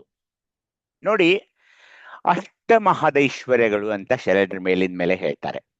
ಈ ಅಷ್ಟಮಹದೈಶ್ವರ್ಯಗಳು ಅಂದ್ರೆ ಏನಂದ್ರೆ, ಮನೆ, ರೋಟಿ ಕಪಡ ಅವ್ರ ಮಕಾನ್ ಅಂತ ಹಿಂದಿಯಲ್ಲಿ ಹೇಳ್ತಾರೆ. ಮನೆ, ಹಾಸಿಗೆ, ಬಟ್ಟೆ, ಹಾಗೇನೆ ಆಭರಣ, ಸತಿ, ಪುಷ್ಪ, ಗಂಧ, ತಾಂಬೂಲ. ಸತಿ ಅಥವಾ ಪತಿ, ಒಬ್ರಿಗೊಬ್ರು. ಈ ಒಂದು 8 ಅಷ್ಟಮಹಾದೈಶ್ವರ್ಯಗಳು ಹೆಚ್ಚಾಗಿ ಅಷ್ಟಮದಗಳೆಂಬ ಅಂದ್ರೆ ಪೃಥ್ವಿಮದ, ಸಲಿಲಮದ, ಪಾವಕಮದ, ಪವನಮದ, ಅಂಬರಮದ, ರವಿಮದ, ಶಶಿಮದ ಮತ್ತು ಆತ್ಮಮದ ಅಂತ ಈ ಅಷ್ಟಮದಗಳು ಇವೆ. ಇದನ್ನ ಬಹಳ ವಚನಗಳಲ್ಲಿ ಅಷ್ಟಮದಗಳ ಬಗ್ಗೆ ಹೇಳ್ತಾರೆ. ಅವು ಯಾವನ್ನೋದು ನೋಡೋಣ. ಹೀಗಾಗಿ ಈ ಅಷ್ಟಮಹದೈಶ್ವರ್ಯಗಳು ಹೆಚ್ಚಾಗಿ ಅಷ್ಟಮದಗಳೆಂಬ ಈ ಅಜ್ಞಾನ ಪಾಶ ಬಂಧತ್ವದಿಂದ ಅವನು ನಮ್ಮಲ್ಲ ಈ ಪಾಶದಿಂದ ಬಂಧಿಸ್ತಾನಲ್ಲ ಪರಮ, ಜನ್ಮ ಮುಪ್ಪು ಮರಣಗಳಿಗೊಳಗಾಗಿರುವ ಜಡಪ್ರಾಣಿ ಎಂಬುದೇ ಜೀವಾತ್ಮ. ನೋಡಿ, ಇವುಗಳಿಗಾಗಿ ನಾವು ಎಷ್ಟೊಂದು ಬಡದಾಡ್ತೀವಿ ಹೇಳಿ. ಮಹಾದೇಶ ಅದರಲ್ಲಿ ರೋಟಿ ಕಪಡ ಅವ್ರ ಮಕಾನ್ ಅಂತ ಏನ್ ಹೇಳಿದ್ನಲ್ಲ ನಾನು, ಮನೆ, ಹಾಸಿಗೆ, ಬಟ್ಟೆ, ಇವೆಲ್ಲವನ್ನು ಬೇಕೇ ಬೇಕು. ಮನುಷ್ಯನ ಮೂಲಭೂತ ಅವಶ್ಯಕತೆಗಳಲ್ಲಿ ಒಂದಿವು. ಅವು ಹೆಚ್ಚಾಗಿ ಅಂದ್ರೆ ಏನು? ಮನೆ ಮೇಲೆ ಮನೆ ಕಟ್ಸೋದು, ಅವು ಎಷ್ಟೊಂದು ಸುಖದ ಸುಪ್ಪತ್ತಿಗೆಗಳನ್ನ ತರೋದು, 1 2 ಅದನ್ನ ಜನರಿಗೆ ತೋರ್ಸೋದು, ಮನೆ ಕರಿಸಿ ತೋರ್ಸೋದು, ಆಗಿದೆ ನನ್ನ ಹತ್ರ ಇದಿದೆ, ನನ್ನ ಮನೆ ಹಾಗಿದೆ, ಅಷ್ಟೊಂದು ಮಹಡಿ ಇದೆ ಅನ್ನೋದು. ಬಟ್ಟೆಗಳಿಗಂತೂ ಏನ್ ಬೇಕಾದ ಬಟ್ಟೆ ಹಾಕೊಳ್ಳೋದು. ಕೆಲವೊಬ್ಬರಿಗೆ ದುಡ್ಡಿದ್ದವ್ರಿಗೆ ಬಟ್ಟೆಗಳನ್ನ ಹಾಕದೆ ಅರೆಬರೆ ಮೈ ತೋರ್ಸೋದು ಒಂದ್ ಚಟ. ದುಡ್ಡು ಇಲ್ದವ್ರಿಗೆ ಬಟ್ಟೆ ಹಾಕೊಳ್ಬೇಕಂದ್ರೆ ಬಟ್ಟೆಗಳನ್ನ ಖರೀದಿಸಲು ದುಡ್ಡ ಇಲ್ಲ, ಅದೊಂದು ಕತೆ. ಹೀಗೆ ಈ ಅಷ್ಟಮಹದೈಶ್ವರ್ಯಗಳು ಹೆಚ್ಚಾಗಿ ಅಷ್ಟಮದಗಳು. ಪೃಥ್ವಿ ಮದ ಅಂತ ಒಂದಿದೆ, ದೇಹ ಪೋಷಣೆ ಅಂದ್ರೆ ಏನು? ಅಂಗಸೌಷ್ಠವ. ಏನು ದೇಹ ಪೋಷಣೆ! ಅಬ್ಬಬ್ಬಬ್ಬ! ಡೈಟಿಂಗ್ ಅಂತ ಮಾಡ್ತಾರೆ, ಎಕ್ಸರ್ಸೈಸ್ ಅಂತ ಮಾಡ್ತಾರೆ, ಜಿಮ್ ಅಂತ ಜಾಯಿನ್ ಆಗ್ತಾರೆ. ದೇಹ ಪೋಷಣೆ ಅಂದ್ರೆ ಏನು? ಆಹಾರ ಕೂಡ ಎಷ್ಟು ತಿನ್ಬೇಕು, ಎಷ್ಟು ತಿನ್ನಬಾರ್ದು, ಏನ್ ತಿನ್ಬೇಕು, ಏನ್ ತಿನ್ನಬಾರ್ದು, ದೇಹ ಪೋಷಣೆ. ದೇಹ ಪೋಷಣೆ ಎಷ್ಟು ಹಸಿವಿರುತ್ತೋ ಅದಕ್ಕಿಂತ ಸ್ವಲ್ಪ ಕಡಿಮೆ ಉಣ್ಬೇಕು ಅಂತ ಮೆಡಿಕಲ್ ಸೈನ್ಸಿಸ್ ಹೇಳ್ತಾರೆ. ಇಡೀ ಜಠರ ತುಂಬಿ ತುಳುಕಿ ಗಂಟ್ಲ ತನಕ ಊಟ ಮಾಡಬಾರ್ದು. ಏಕೆಂದ್ರೆ ಹೊಟ್ಟೆಯಲ್ಲಿ, ಜಠರದಲ್ಲಿ ನಾವು ಉಂಡ ಆಹಾರ ಅಲ್ಲಿರುವ ಆಮ್ಲದ ಜೊತೆಗೆ ಮಿಕ್ಸ್ ಆಗ್ಬೇಕು. ಚರ್ನಿಂಗ್ ಅಂತಾರೆ. ಚರ್ನಿಂಗ್ ಅಂದ್ರೆ ಏನ್ ಹೇಳಿ. ಈಗ ನೀವು ಇದ್ಮ ಹಾಕ್ತಿರ್ತಾರಲ್ಲ, ಕಾಂಕ್ರೀಟ್ ಹಾಕ್ತಿರ್ತಾರಲ್ಲ, ಅದೊಂದು ಚಕ್ರ ತಿರುಗುತ್ತಿರುತ್ತೆ ನೋಡಿ. ಅಲ್ಲಿ ಮರಳು, ಸಿಮೆಂಟು, ನೀರ್ ಹಾಕಿ ಅದು ಸತತವಾಗಿ ಸುತ್ತುತ್ತಾ ಇರುತ್ತೆ. ಹಾಗೇನೆ ನೀವು ದೇಹದಲ್ಲಿ ಆಹಾರವನ್ನ ಹಾಕಿದಾಗ ಅಲ್ಲಿರುವ ಆಮ್ಲ ಅಂದ್ರೆ ಆಸಿಡ್, ಹೈಡ್ರೋಕ್ಲೋರಿಕ್ ಆಸಿಡ್ ಮತ್ತು ನಾವು ಉಂಡ ಆಹಾರ ಅದು ಚರ್ನಿಂಗ್ ಆಗ್ಬೇಕು. ಅದು ಯಾವಾಗಲೂ ಹೊರಳಾಡ್ತಾ ಇರಬೇಕು, ಒಂದಕ್ಕೊಂದು ಮಿಕ್ಸ್ ಆಗಿ. ಅದಕ್ಕೆ ಏನಂತಾರೆ ಅಂದ್ರೆ ಅಲ್ಲಿ ಅವಕಾಶ ಬೇಕಲ್ಲ, ಅಲ್ಲಿ ಜಾಗ ಬೇಕಲ್ಲ. ನೀವು ಕಂಠ ಪೂರ್ತಿ ಆ ಜಠರವನ್ನು ಪೂರ್ತಿ ಚೀಲವನ್ನ ಭರ್ಜರಿಯಾಗಿ ಅದ್ರ ಪೂರ್ಣವಾಗಿ ಅದನ್ನು ತುಂಬೋದಿದ್ರೆ ಅಲ್ಲಿ ಆ ಆಹಾರದ ಚರ್ನಿಂಗ್ ಹೊರಳಾಡೋಕೆ ಆಗೋದಿಲ್ಲ. ಆ ತರ ಆಗ್ಬಾರ್ದು. ಹಸಿವೆಕ್ಕಿಂತ ಕಡಿಮೆ ಊಟ ಮಾಡಬೇಕು, ಸ್ವಲ್ಪ ಕಡಿಮೆ ಮಾಡಬೇಕು. ನಡು ನೀರು ಕೂಡ ಕುಡಿಬಾರ್ದು. ಕೆಲವರಿಗೆ ಒಂದು ತುತ್ತಿಗೊಮ್ಮೆ ನೀರು ಕುಡಿಯೋದೊಂದು ಚಟ ಇರುತ್ತೆ, ಹಾಗೆ ನೀರು ಕುಡಿಬಾರ್ದು. ಮೊದ್ಲಾದ್ರೂ ನೀರು ಕುಡೀರಿ, ಅಥವಾ ಊಟವಾದ ನಂತರ ಆದ್ರೂ ನೀರು ಕುಡಿ. ಹಾಗೇನೆ ಅನೇಕ ಈ ಕರಿದ ತಿಂಡಿಗಳನ್ನೇ, ಹಾಗೇನೆ ತುಂಬಾ ಖಾರವಾದ ಊಟ ಅನ್ನಿ, ಅತ್ಯಂತ ಮಸಾಲೆ ಪೂರಿತ ಊಟಗಳನ್ನ ಮಾಡಿದಾಗ ಏನಾಗುತ್ತೆ, ಅಲ್ಲಿಯ ಆಸಿಡ್ ಅಂತ ಏನಿದೆಯಲ್ಲ, ಹೈಡ್ರೋಕ್ಲೋರಿಕ್ ಆಸಿಡ್ ಜಠರನಲ್ಲಿ ಇರೋದು, ಆ ಆಸಿಡ್ ನೀವು ಹಾಕೋದು ಕೂಡ ಆಸಿಡ್ ಕುಡಿ ಎಸಿಡಿಟಿ ಆಗಲ್ದೆ ಏನಾಗುತ್ತೆ ಹೇಳಿ. ಹೀಗಾಗಿ ಆ ದೇಹ ಪೋಷಣೆಗೆ ನಾವು ಹೆಚ್ಚು ಮಹತ್ವವನ್ನ ಕೊಡಬಾರದು. ಯಾವುದನ್ನು ತಿನ್ನಬೇಕು, ಯಾವುದು ತಿನ್ನಬಾರದು ಅಂದ್ರೆ ಬಿಳಿ ಬಣ್ಣದ ಎಲ್ಲಾ ವಸ್ತುಗಳು ನಮ್ಮ ದೇಹಕ್ಕೆ ಹಾನಿಕರವಾಗಿರ್ತಾ ಇವೆ. ಮೈದಾ, ಸಕ್ಕರೆ, ಉಪ್ಪು, ಕೆನೆಬರಿತ ಹಾಲು, ಇವೆಲ್ಲ ಒಂದು ಕ್ರಮವಾಗಿ ಎಷ್ಟು ಕಡಿಮೆ ನಾವು ಮಾಡ್ತೀವೋ ಅಷ್ಟೇ ಒಳ್ಳೆಯದು. ಮೈದಾದಿಂದನೇ ಎಷ್ಟೊಂದು ಈ ಪುರಿ ಮಾಡ್ತಾರೆ, ಜಿಲೇಬಿ ಮಾಡ್ತಾರೆ. ಅವೆಲ್ಲ ಏನಂದ್ರೆ ಸ್ವಲ್ಪ ನೀವು ನಿಮ್ಮ ಮಿತಿಯಲ್ಲಿ ತಿಂದ್ರೆ ಒಳ್ಳೇದು. ಆದ್ರೆ ದೇಹ ಪೋಷಣೆ ಅದು ಕೇಳಲ್ಲ. ಅಯ್ಯೋ ನನಗದು ತುಂಬಾ ಸೇರುತ್ತೆ, ನನಗೆ ತುಂಬಾ ಇಷ್ಟ ಅಂತ ಏನಿದೆಯಲ್ಲ, ಅದು ಆ ತರ ಆಗಬಾರ್ದು. ಊಟೋಪಚಾರದ ಬಗ್ಗೆನೇ ನಾವು ಈಗ ಮಾತಾಡ್ತಾ ಇದೀವಿ. ಊಟದಲ್ಲಿ ನಿಯಂತ್ರಣ ತುಂಬಾ ಬೇಕು. ಊಟದ ತಟ್ಟೆಯನ್ನ ಹೇಗಿರ್ಬೇಕಂದ್ರೆ ಅಲ್ಲಿ ವೆಜಿಟೇಬಲ್ ಸಲಾಡ್ಸ್, ಸೌತೆಕಾಯಿ, ಹಾಗೇನೆ ಕ್ಯಾರೆಟ್, ಇದೊಂದು ಕೋಸಂಬರಿ ಅಂತೀವಿ ನಾವು, ಸಲಾಡ್ ಅದು ಕಂಪಲ್ಸರಿ ಇರಬೇಕು. ಒಂದು ಮೊಳಕೆ ಬಂದ ಒಂದು ಉಸಳಿ, ಯಾವುದಾದ್ರೂ ಕಾಳಿನ ಮೊಳಕೆ ತೆಗೆದಂತ ಅದನ್ನ ಒಂದು ಉಣ್ಬೇಕು. ಅದಕ್ಕೂ ಸ್ವಲ್ಪ ಒಗ್ಗರಣೆ ಹಾಕಿ ಅದನ್ನ ಒಂದು ಮಾಡ್ಕೋಬಹುದು. ಸೊಪ್ಪಿನ ಪಲ್ಯ ಅದು ಸೊಪ್ಪಿನ ಪಲ್ಯ ನೀವು ಅನ್ನಕ್ಕಾದ್ರೂ ಬಡ್ಸ್ಕೋಬಹುದು, ಅಥವಾ ನಿಮ್ಮ ಚಪಾತಿ ಅಥವಾ ರೊಟ್ಟಿ ಜೊತೆ ಆದ್ರೂ ತಿನ್ಬಹುದು. ಹಾಗೇನೆ ಒಂದು ತರಕಾರಿ ಪಲ್ಯ, ಅದು ಪಡವಲಕಾಯಿ ಆಗಿರ್ಬಹುದು, ಹಾಗಲಕಾಯಿ ಆಗಿರ್ಬಹುದು, ಕುಂಬಳಕಾಯಿ ಆಗಿರ್ಬಹುದು, ಹೀರೆಕಾಯಿ ಆಗಿರ್ಬಹುದು, ಬೆಂಡೆಕಾಯಿ ಆಗಿರ್ಬಹುದು. ಒಂದೇನಂದ್ರೆ ಯಾವುದಕ್ಕೂ ನನಗದು ಸೇರಲ್ಲ. ಮಕ್ಕಳು ಮಾತಾಡ್ತಾರೆ ನೋಡಿ, ಆ ತರ ನಾವು ಮಾತಾಡಬಾರ್ದು. ಆ ಪಲ್ಯ ನನಗೆ ಆಗೋಲ್ಲ, ಈ ಪಲ್ಯ ನನಗೆ ಆಗೋಲ್ಲ, ನನಗೆ ಗೆಣಸ್ ಸೇರೋಲ್ಲ, ನನಗೆ ಕುಂಬಳಕಾಯಿ ಸೇರೋಲ್ಲ, ಅದು ಗ್ಯಾಸ್ ಹಿಡಿಯುತ್ತೆ. ಇದೆಲ್ಲ ಮೈಂಡ್ ಸೆಟ್ ನಿಂದ ನಾವು ಹೊರಗೆ ಬರ್ಬೇಕು. ಮತ್ತೆ ಎಂದಿಗೂ ಆಹಾರದ ಮೇಲೆ ವ್ಯಾಖ್ಯಾನ ಮಾಡಬಾರ್ದು, ಕಮೆಂಟ್ ಮಾಡಬಾರ್ದು. ಆಹಾರ ಅದು ಪ್ರಸಾದ. ನಮಗೆ ಪ್ರಸಾದಕ್ಕೆ ವ್ಯಾಖ್ಯಾನ ಮಾಡಬಾರ್ದು. ಅದ್ರ ಬಗ್ಗೆ ತುಂಬಾ ಕಟುವಾಗಿ ಮಾತಾಡೋದು, ತುಂಬಾ ಉಪ್ಪಿದೆ, ತುಂಬಾ ಖಾರವಿದೆ, ಎಸ್ಪೆಷಲಿ ಯಾರಾದ್ರೂ ಬೇರೆದವರು ನಮಗೆ ಅದನ್ನ ಬಡಿಸುತ್ತಿರುವಾಗ ಹೇಗಿದೆ ಅಂದ್ರೆ ತುಂಬಾ ಚೆನ್ನಾಗಿದೆ, ಯಾಕೆಂದ್ರೆ ಅದನ್ನ ಲಿಂಗಕ್ಕೆ ಅರ್ಪಿಸಿ ನೀವು ತಗೊಳ್ತಾ ಇರೋದ್ರಿಂದ, ಪ್ರಸಾದ ರೂಪದಲ್ಲಿ ಅದು ಬರುತ್ತಾ ಇರೋದ್ರಿಂದ ಅದು ಊಟೋಪಚಾರವಾಗಬಾರ್ದು. ನಮಗೆ ಅದು ಪ್ರಸಾದವಾಗಿ ನನಗೆ ಲಭಿಸ್ತಾ ಇದೆ. ಅದರ ಹಿಂದೆ ಎಷ್ಟೊಂದು ಜನರು ಅದಕ್ಕೆ ದುಡಿದಿದ್ದಾರೆ. ಎಲ್ಲಿಂದ ಈ ಪೃಥ್ವಿಯಲ್ಲಿ ಅದನ್ನ ಬೆಳೆದು ಅನೇಕ ರೈತರು, ಶ್ರಮಿಕರು ಅದನ್ನ ದುಡಿದು ಮಾರುಕಟ್ಟೆಗೆ ತಂದು ನಾನು ಕೊಂಡುಕೊಂಡಿದ್ದೀನಿ. ಆದರೆ ಅದನ್ನ ಬೆಳೆದು, ಅದನ್ನ ಚೆನ್ನಾಗಿ ಜತನದಿಂದ ಬೆಳೆದು ತಂದು ಕೊಟ್ಟವರು ರೈತರು. ಅವ್ರನ್ನೆಲ್ಲ ನಾನು ಮನಸ್ಸಿನಲ್ಲಿ ಸ್ಮರಿಸಿಕೊಂಡು ಲಿಂಗಯ್ಯನ ಪೂಜೆಯಿಂದ ಲಿಂಗಯ್ಯ ನನಗೆ ಇದನ್ನ ಕರುಣಿಸುತ್ತಿದ್ದಾನೆ ಅಂತ ಆ ಪ್ರಸಾದವನ್ನ ನಾನು ಸ್ವೀಕರಿಸಬೇಕು. ಪೃಥ್ವಿ ಮದ ಇವೆಲ್ಲ. ಪೃಥ್ವಿ ಮದದಲ್ಲಿ ಏನಂದ್ರೆ ನಾವು ಈ ದೇಹ ಪೋಷಣೆ, ಊಟಕ್ಕೆ ಹೆಚ್ಚು ಮಹತ್ವ ಕೊಡೋದು. ಹಾಗೇನೆ ಶೃಂಗಾರ ಅಂದ್ರೆ ಏನು? ಗಂಡಾಗ್ಲಿ ಹೆಣ್ಣಾಗ್ಲಿ ಎಷ್ಟು ಶೃಂಗಾರ ಮಾಡ್ಕೊಳ್ಳೋದು. ಒಂದು ನೈಸರ್ಗಿಕ ರೂಪವನ್ನ ಆತ ನಮಗ್ ಕೊಟ್ಟಿದ್ದಾನೆ. ಅದರ ಮೇಲೆ ಮತ್ತೆ ನನಗೆ ಯಾವುದು ಶೃಂಗಾರ? ಕೂಡಲ ಸಂಗನ ಶರಣರಿಗೆ ನೊಸಲ ವಿಭೂತಿಯೇ ಶೃಂಗಾರ. ಹೀಗಾಗಿ ನಾವು ಅನೇಕ ಶೃಂಗಾರ ಪರಿಕರಗಳನ್ನ ನಾವು ನಮ್ಮ ಈ ಶರಣರ ಇದರಲ್ಲಿ ಅದಿಲ್ಲ. ಏನೇನೋ ಬಡ್ಕೊಳ್ಳೋದು, ಮುಖವನ್ನೆಲ್ಲ ಹಾಳು ಮಾಡ್ಕೊಳ್ಳೋದು, ಆ ಥರ ಏನೂ ಇಲ್ಲ. ಚೆನ್ನಾಗಿ ಸಮಾಜದಲ್ಲಿ ಕಾಣಬೇಕು ಅಷ್ಟೇ. ನನ್ನ ಸೌಂದರ್ಯ ನನ್ನಲ್ಲಿರುವ ಜ್ಞಾನದಿಂದ ವ್ಯಕ್ತವಾಗಬೇಕೇ ಹೊರತು ನನ್ನ ಹೊರಮುಖದಿಂದ ಅಥವಾ ನಾನು ಧರಿಸಿದ ಬಟ್ಟೆಯಿಂದ ಆಗಬಾರ್ದು. ನಾನು ಹೇಗಿದ್ದೇನೆ, ನನ್ನ ಗುಣಗಳು ಹೇಗಿವೆ, ನನ್ನ ಜನರ ಜೊತೆ ಸಂಪರ್ಕ ಹೇಗಿದೆ, ನಾನು ಹೇಗೆ ಮಾತಾಡುತ್ತೇನೆ, ಹೇಗೆ ನಾನು ಎಲ್ಲರನ್ನು ಅಪ್ಕೊಳ್ತಾ ಇದ್ದೇನೆ, ಅದು ಹೇಗೆ ನಾನು ಸಮಾಜದಲ್ಲಿ ನಡ್ಕೊಳ್ತಾ ಇದ್ದೀನಿ, ಹೇಗಿದೆ ನನ್ನ ವರ್ತನೆ, ಇದರ ಮೇಲೆ ನನ್ನ ವ್ಯಾಖ್ಯಾನ ಮಾಡಬೇಕೇ ಹೊರತು ಸುಮ್ನೆ ನಾನ್ ಮಾಡ್ಕೊಂಡು ಶೃಂಗಾರ, ನಾನೇನು ನಟ ಅಲ್ಲ, ನಟಿ ಅಲ್ಲ. ಅದಕ್ಕೆ ನಾವು ಅರ್ಥ ಮಾಡಿಕೊಳ್ಳಬೇಕು. ಶೃಂಗಾರ ನಮ್ಮ ಕೂಡಲ ಸಂಗನ ಶರಣರಿಗೆ ನೊಸಲ ವಿಭೂತೆ ಶೃಂಗಾರ. ಈ ಪೃಥ್ವಿ ಮದ ಅಂದ್ರೆ ಅದು. ಹಾಗೇನೆ ಸಲಿಲ ಮದ ಅಂದ್ರೆ ಜಲ. ಪೃಥ್ವಿ, ಜಲ, ಪಾವಕ ಇವೆಲ್ಲ ಅಗ್ನಿ ಹೀಗೆ ಬರ್ತಾ ಇವೆ, ನಿಮ್ಗೆ ಗೊತ್ತಾಗ್ತಾ ಇದೆ, ಅದು ನಾನು ಅಂದ್ಕೊಂಡಿದ್ದೀನಿ. ಹಾಗೆ ತನ್ನ ಕುಟುಂಬ ಪರಿವಾರದ ಕುರಿತು ವಿಪರೀತ ಮಮಕಾರ. ನಾನು ನೋಡಿದ್ದೀನಿ, ಸಮಾಜದಲ್ಲಿ ನಾನು ನೋಡಿದ್ದೀನಿ. ತನ್ನ ಕುಟುಂಬವನ್ನ ಬಿಟ್ಟು ಮನೆಯಲ್ಲಿಯೇ ಇಟ್ಕೊಳ್ಳಿ, ತನ್ನ ಅಣ್ಣನ ಮಕ್ಕಳನ್ನ ಸೇರೋಲ್ಲ, ತನ್ನ ತಮ್ಮನ ಮಕ್ಕಳನ್ನ ಸೇರೋಲ್ಲ, ತನ್ನ ಅಕ್ಕನ ಮಕ್ಕಳನ್ನ ಸೇರೋಲ್ಲ, ತನ್ನ ತಂಗಿ ಮಕ್ಕಳನ್ನ ಸೇರೋಲ್ಲ, ಎಸ್ಪೆಷಲಿ ಹೆಣ್ಮಕ್ಳು ತನ್ನ ಓರಗಿತ್ತಿಯ ಮಕ್ಕಳನ್ನು ಸೇರೋಲ್ಲ.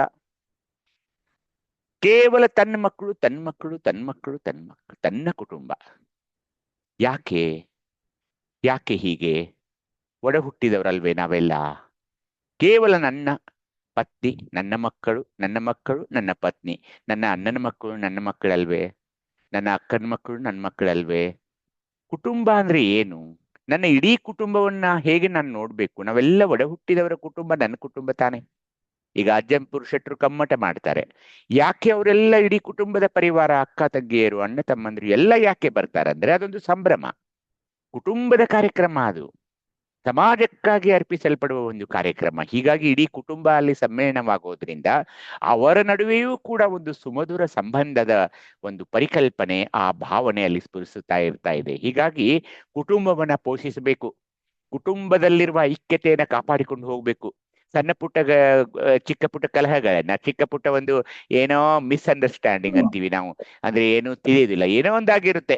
ಅವ್ನು ನನ್ನ ಮದುವೆ ಕರೆದಿಲ್ಲ, ಇವ್ನು ನನ್ನ ಕಾರ್ಯಕ್ರಮ ಕರೆದಿಲ್ಲ, ನಾನೇ ಅವ್ರಿಗೆ ಹೋಗ್ಬೇಕು, ಹೀಗೆ ಮಾಡ್ಬೇಕು. ಇದಕ್ಕಾಗಿ ನಾವು 1 ವರ್ಷ ಅಲ್ಲ 10 ವರ್ಷ ಮಾತು ಬಿಟ್ಟವ್ರು ನಾನು ನೋಡಿದ್ದೀನಿ. ಅವ್ರ ಮನೇಲಿ ನಾನು ಕಾಲಿಡೋಲ್ಲ, ನನ್ನ ಮನೇಲಿ ಅವ್ರು ಕಾಲಿಡೋಲ್ಲ. ಇದು ಶರಣ ಪರಂಪರೆಯ ವಿರುದ್ಧವಾದ ತತ್ವವಾಗಿದೆ. ಅದು ಸಲಿಲ ಮದ ಅನ್ಸುತ್ತೆ, ಅದಿರಬಾರ್ದು. ಪರಿವಾರ ಅಂದ್ರೆ ಬರೀ ತನ್ನ ಮಕ್ಕಳಿಗೆ ಅಲ್ಲ. ಈಗ ನಿಮ್ಮ ಮಗ ಹೆಚ್ಚು ಮಾರ್ಕ್ಸ್ ತಗೊಂಡಿಲ್ಲ, ಅವನಿಗೆ ನೀವು ಡೊನೇಷನ್ ಕೊಟ್ಟು ಎಲ್ಲೋ ಹಾಕ್ತೀರಿ. ಅಣ್ಣನ ಮಗ ಸಾಕಷ್ಟು ಮಾರ್ಕ್ಸ್ ತಗೊಂಡು ಅವ್ನಿಗೆ ಸೀಟ್ ಸಿಕ್ಕಿದೆ, ಆದ್ರೆ ಓದೋಕೆ ವೆಚ್ಚ ಬರ್ತಾ ಇದೆ, ಅದನ್ನ ನಾನು ಭರಿಸ್ತೀನಿ ಅಂತ ಅನ್ನೋದಿಲ್ಲ ಇವರು. ಕೇವಲ ತನ್ನ ಮಕ್ಕಳು, ತನ್ನ ಹೆಂಡತಿ, ಈ ತರ ಆದ್ರೆ ಅದು ಸಲಿಲ ಮದ ಅಂತಾರೆ ಶರಣರು. ನನಗೊಮ್ಮೆ ಆಶ್ಚರ್ಯವಾಗ್ತಾ ಇದೆ, ಯಾಕೆಂದ್ರೆ ಇವನ್ನೆಲ್ಲ ಆಗ್ಲೇ 12ನೇ ಶತಮಾನದಲ್ಲಿ ಹೇಳ್ಬಿಟ್ರಲ್ಲ ಅಷ್ಟಮದಗಳನ್ನ. ಪಾವಕ ಮದ ಅಂದ್ರೆ ಸದಾ ಲೈಂಗಿಕ ಭಾವನೆ, ಎಂದಿಗೂ ಲಿಂಗ ಭಾವನೆಯಲ್ಲಿ ಇರೋದೇ ಇಲ್ಲ, ಪರಮನ ನೆಲೆಯಲ್ಲಿ ಥಿಂಕ್ ಮಾಡೋದೇ ಇಲ್ಲ, ಯಾವಾಗಲೂ ಸೆಕ್ಸ್, ಲೈಂಗಿಕ ಭಾವನೆಯಲ್ಲಿ ಉದ್ರೇಕಗೊಳ್ಳುವಂತಹ ವಿಡಿಯೋಗಳನ್ನು ನೋಡೋದು, ಅದೇ ಭಾವನೆಯಲ್ಲಿರುವುದು. ಈಗಂತೂ ಅನೇಕ ಅಪ್ಲಿಕೇಶನ್ಗಳು ಬಂದಿವೆ, ಯುವಕ ಯುವತಿಯರು ಚಾಟ್ ಮಾಡ್ತಾರೆ, ಯಾರೋ ಎಲ್ಲಿಯೋ ಅಪರಿಚಿತರ ಜೊತೆ ಯುವಕ, ನೀವು ಪೇಪರ್ದಲ್ಲಿ ಓದ್ತಾ ಇದ್ರಿ, ಸುದ್ದಿ ಮಾಧ್ಯಮಗಳಲ್ಲಿ ನೋಡ್ತೀರಿ, ಆ ಲೈಂಗಿಕ ಭಾವನೆಯ ಉದ್ರೇಕವೇ ಇದು. ಎಷ್ಟೋ ಮದುವೆಗಳನ್ನಾದ ಒಬ್ಬ ಸುಂದರ ಯುವಕನ ಜೊತೆ ನಮ್ಮ ಯುವತಿ ಚಾಟ್ ಮಾಡ್ತಿರ್ತಾಳೆ. ಎಲ್ಲಿವರೆಗೆ ಅಂದ್ರೆ ಅದು ಮದುವೆ ತನಕ ಹೋಗಿರುತ್ತೆ, ಅವನಿಗೆ ಈಗಾಗಲೇ ಮದುವೆಯಾಗಿ ಮಕ್ಕಳು ಇರ್ತವೆ. ಎಷ್ಟೋ ಸಲ ಅವ್ನ್ ಮದುವೆಯಾಗಿ ನಂತರ ಇವಳಿಗೆ ಗೊತ್ತಾಗುತ್ತೆ, ಮದುವೆ ಆದ ನಂತರ ಅಯ್ಯೋ ಅವ್ನಿಗೆ ಈಗಾಗಲೇ ಮದುವೆಯಾಗಿ ಮಕ್ಕಳು. ಎಲ್ಲ ಇವೆ ಯಾಕಂದ್ರೆ ಪಾವಕ ಮದ. ಅವ್ರು ಹಾಗೆ ಮಾಡ್ತಾರೆ. ಈ ಪಾವಕ ಮದದಲ್ಲಿ ನಿಮ್ ತಲೆ ಭ್ರಮಿಷ್ಠವಾಗಿ ಆ ಲೈಂಗಿಕ ಭಾವನೆಗಳು ಉದ್ರೇಕವಾಗಿ ತಂದೆ ತಾಯಿಗೆ ಹೇಳದೆ ಓಡಿ ಹೋಗೋದು, ಅಥವಾ ಅವ್ರಿಗೆ ಗೊತ್ತಿರದ ಹಾಗೆ ಎಲ್ಲೋ ಹೋಗಿ ಏನೇನೋ ಲೈಂಗಿಕ ಸಂಬಂಧಗಳನ್ನ ಮಾಡಿ ಅನಾಹುತಗಳನ್ನ ಮಾಡೋದು. ಯಾಕಂದ್ರೆ ನಾನು ಒಬ್ಬ ವೈದ್ಯನಾಗಿ ಇವನ್ನೆಲ್ಲ ಸಮಾಜದಲ್ಲಿ ನೋಡ್ತಾ ಇದ್ದೀನಿ.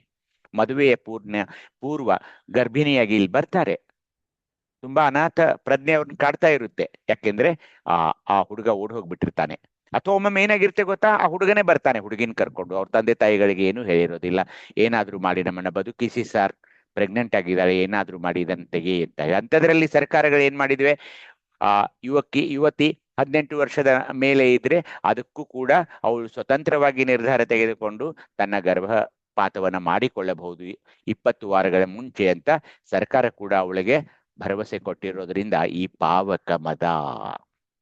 ಲೈಂಗಿಕ ಭಾವನೆಗಳನ್ನ ಅವುಗಳನ್ನ ಕುಗ್ಗಿಸಲು ಅಥವಾ ಅವುಗಳನ್ನ ನಿಯಂತ್ರಣದಲ್ಲಿ ಇಟ್ಟುಕೊಳ್ಳಲು ಅತ್ಯಂತ ಸಹಕಾರಿಯಾಗಿರೋದಂದ್ರೆ ಇಷ್ಟಲಿಂಗ ಪೂಜೆ. ಇಷ್ಟಲಿಂಗ ಪೂಜೆಯಲ್ಲಿ ನೀವು ಮಗ್ನರಾಗ್ರಿ. ಅದಕ್ಕೆ ಅವ್ರು ಏನಂದ್ರು, ಲಿಂಗಾಂಗ ಸಮರತಿ ಅಂದ್ರು. ಲಿಂಗಾಂಗ ಸಮರತಿ ಬಹಳ ಚೆನ್ನಾಗಿ ನಿಯಂತ್ರಣ ಆಗುತ್ತೆ ಅದು. ಅದಕ್ಕೆ ನಾನು ಹೇಳೋದು, ಯುವತಿಯರಾಗ್ಲಿ ಯುವಕರಾಗ್ಲಿ ಇವ್ರಿಗೆ ಅತ್ಯಂತ ಅವಶ್ಯಕವಾಗಿ ಬೇಕಾಗಿರೋದು ಇಷ್ಟಲಿಂಗ ಪೂಜೆ. ಆ ಲೈಂಗಿಕ ಭಾವನೆಗಳನ್ನ ನಿಯಂತ್ರಣದಲ್ಲಿಡೋದು, ಉದ್ರೇಕವಾಗಬಾರದು ಅನ್ನೋದು ಈ ಇಷ್ಟಲಿಂಗ ಪೂಜನೆಯ ಸಾಧನೆಯಲ್ಲಿ ಅವರಿಗೆ ಅದು ದೊರಕ್ತಾ ಇದೆ. ಪವನಮದ ಅಂದ್ರೆ ಅನವಶ್ಯಕ ಸಂಚಾರ, ಪ್ರಯಾಣ ಮಾಡೋದು. ಅನವಶ್ಯಕ ಸಂಚಾರ ಅಂದ್ರೆ ಏನು? ಅನವಶ್ಯಕವಾಗಿ ಈ ಜ್ಯೋತಿರ್ಲಿಂಗ ಅಂತ ಏನು ಮಾಡೋದು, ಅಲ್ಲಿ ಹೋಗಿ ಯಾವುದೋ ಒಂದು ಕುಂಭಮೇಳ ಅಂತ ಮಾಡೋದು. ಅಲ್ಲಿಯ ನೀವು ನೋಡ್ತಾ ಇರಿ, ಪ್ರತಿ ತಿಂಗಳಿಗೊಮ್ಮೆ ಈ ದೇವರ ಹೆಸರಿನಲ್ಲಿ ನಡೆಯುವ, ಎಸ್ಪೆಷಲಿ ಉತ್ತರ ಭಾರತದಲ್ಲಿ ಅಥವಾ ಇವನ್ ದಕ್ಷಿಣ ಭಾರತದಲ್ಲಿ, ಆ ಗೊಂದಲದಲ್ಲಿ ತುಳುಕತ್ತೆ ಒಳಗಾಗಿ ಸಾವಿರಾರು ಜನ ಸಾಯೋದನ್ನ ನೀವು ನೋಡ್ತಾ ಇದ್ದೀರಿ. ಸಾವಿರಾರು ಜನ ನೋಡಿಬೇಕಿದೆ. ನಾನೇನಾದ್ರೂ ತಪ್ಪು ಹೇಳ್ತಾ ಇದ್ರೆ ನೀವು ಕ್ಷಮೆ ಮಾಡಿ. ಯಾಕೆಂದ್ರೆ ದೇವರ ಹೆಸರಿನಲ್ಲಿ ದೇವರ ದರ್ಶನಕ್ಕಾಗಿ ಹೋಗುವಾಗ ಭೂಕುಸಿತ ಆಯ್ತಂತೆ, ತುಳಿತ ಆಯ್ತಂತೆ, ಅಷ್ಟು ಜನ ಸತ್ರು, ಇಷ್ಟು ಜನ ಸತ್ರು, ಆ ಹೊಳೆಯನ್ನು ದಾಟುವಾಗ ದೋಣಿ ಮುಗುಚಿತಂತೆ, ಅಲ್ಲೊಂದು ಜಾತ್ರೆ ಇತ್ತಂತೆ, ಅದು ಹಾಗಾಯ್ತು ಹೀಗಾಯ್ತು, ಇಷ್ಟು ಜನ ಸತ್ರು ಅಂತ ಎಷ್ಟೊಂದು ಸಾರಿ ಭಾರತದ ಒಂದು ಇದರಲ್ಲಿ ನಾವು ನೋಡ್ತಾ ಇದ್ದೀವಿ. ಯಾಕೆ? ದೇವರ ಹೆಸರಿನಲ್ಲಿ. ದೇವರ ಹೆಸರಿನಲ್ಲಿ ದೇವರನ್ನ ಹಾಗೆ ನಾವು ಕಾಣಬಾರದೆಂದೇ ನಿಮ್ಮ ಇಷ್ಟಲಿಂಗವನ್ನ ನಮ್ಮ ಎದೆಯ ಮೇಲೆ ಕೊಟ್ರು. ಅವನನ್ನು ಸಮಾಗಮವಾಗೋಕೆ, ಅವನಲ್ಲಿ ಬೆರೆಯೋಕೆ ನಾವು ಎಲ್ಲೂ ಹೋಗ್ಬೇಕಾಗಿಲ್ಲ ರೀ. ನನ್ನ ಹೃದಯದ ಒಳಗಡೆ ಅವನಿರುವಾಗ, ನನ್ನ ದೇಹದ ಪ್ರತಿ ಕೋಶದಲ್ಲಿ ಇರುವಾಗ ಅದನ್ನ ಯಾಕೆ ಹೋಗ್ಬೇಕು? ಅನವಶ್ಯಕ ಸಂಚಾರ ಯಾಕೆ ಮಾಡ್ಬೇಕು? ಪ್ರಯಾಣ ಯಾಕೆ ಮಾಡ್ಬೇಕು? ನನ್ನ ಹತ್ರ ಒಂದು ವಾಹನ ಇದೆ ಅಂತ ಹೋಗ್ಬಿಡ್ಬೇಕೇನು? ಸುಮ್ನೆ ಲಕ್ಷಾಂತರ ಜನ ಸೇರುವಲ್ಲಿ ಅಷ್ಟೊಂದು ಗದ್ದಲವಿರುವ, ಅಷ್ಟೊಂದು ಗೊಂದಲವಿರುವ, ನೋಡಿದ್ರಿ ಕುಂಭಮೇಳದಲ್ಲಿ ಹೇಗೆ ತೀರಿಕೊಂಡ್ರು ಜನ ಅಂತ. ಯಾಕೆ ಹೋಗಬೇಕು? ತಿಳಿದು ಹೋಗಬೇಕಾ? ಯಾಕೆ? ಪವನಮದ ಅದು. ಹಾಗೆ ಹೋಗ್ತಾ ಇರೋರ್ಗೆ ಏನಂತಾರೆ ನಮ್ಮ ಶರಣರು, ಅವ್ರ ತಪ್ಪಿಲ್ಲ, ಅವರಲ್ಲಿರೋ ಪವನಮದದ ತಪ್ಪು ಅಂತ ಹೇಳ್ತಾರೆ. ಹಾಗೇನೆ ಅಂಬರಮದ. ಮನೆಯಲ್ಲಿ ಸಾಕಷ್ಟು ವಾಹನಗಳಿರ್ತವೆ, ಆದ್ರೂ ಒಂದರ ಮೇಲೊಂದು ತೆಗತಾ ಹೋಗೋದು. ವಾಹನಗಳನ್ನ ಸಂಗ್ರಹ ಮಾಡೋದೇ ಒಂದು ವ್ಯಾಮೋಹ ನಮ್ಮಲ್ಲಿ ಬೆಳೀತಾ ಇದೆ. ರವಿಮದ ಅಂದ್ರೆ ಅತಿ ಮತ್ತು ಶೀಘ್ರ ಕೋಪ. ಇದು ನಾನು ಅನೇಕ ಜನರಲ್ಲಿ ನೋಡ್ತಾ ಇದ್ದೀನಿ. ಚಿಕ್ಕ ಪುಟ್ಟ ಮಾತುಗಳಿಗೆ ಶೀಘ್ರ ಕೋಪ ಹಾಕೊಳ್ತಾರೆ. ಎಸ್ಪೆಷಲಿ ತಪ್ಪು ತಿಳ್ಕೋಬಾರದು, ಇಲ್ಲಿರುವ ಪುರುಷರು ತಮ್ಮ ಹೆಂಡತಿಯ ಮೇಲೆ ಊಟ ಮಾಡುವಾಗ ಎಷ್ಟೊಂದು ಒಮ್ಮೆ ಶೀಘ್ರ ಕೋಪ, ಸ್ವಲ್ಪ ಉಪ್ಪು ಜಾಸ್ತಿ ಆಗಿದ್ರೆ ಒದರಾಡೋಕೆ ಶುರು ಮಾಡ್ತಾರೆ. ಅಥವಾ ಬೆಳಿಗ್ಗೆ ಎದ್ದ ತಕ್ಷಣ ನೀರು ಕಾಯ್ದಿದ್ದೀರಿ, ಜಳಕಕ್ಕೆ ಸ್ನಾನಕ್ಕೆ ನೀರು ಕಾಯ್ದಿದ್ದೀರಿ, ಅದಕ್ಕೆ ಉಪ್ಪುಗಾಡ್ತಾರೆ. ಹಾಗೆ ಶೀಘ್ರ ಕೋಪ ಮಾಡ್ಕೊಳ್ಬಾರದು. ಅತಿ ಮತ್ತು ಶೀಘ್ರ ಕೋಪ ಅದು ರಕ್ತದೊತ್ತಡವನ್ನ ಹೆಚ್ಚ ಮಾಡುತ್ತೆ. ಅವಾಗ ನೀವು ಏನಾದರೂ ನಿಮ್ಮ ಬಿಪಿಯನ್ನ ರೆಕಾರ್ಡ್ ಮಾಡಿದ್ರೆ ಖಂಡಿತ ಅದು ಶೀಘ್ರ ಕೋಪದ ಫಲವಾಗಿ ಅದು ಹೆಚ್ಚಾಗಿರುತ್ತೆ. ಹೀಗಾಗಿ ನಾನೇನ್ ಮಾಡ್ತೀನಿ ಅಂದ್ರೆ, ಒಮ್ಮೊಮ್ಮೆ ನನಗೂ ಕೋಪ ಬರೋದಿಲ್ಲ ಅಂತ ಏನಿಲ್ಲ. ಕೋಪ ಬಂದಾಗ ಏನ್ ಮಾಡೋದು ಗೊತ್ತಾ?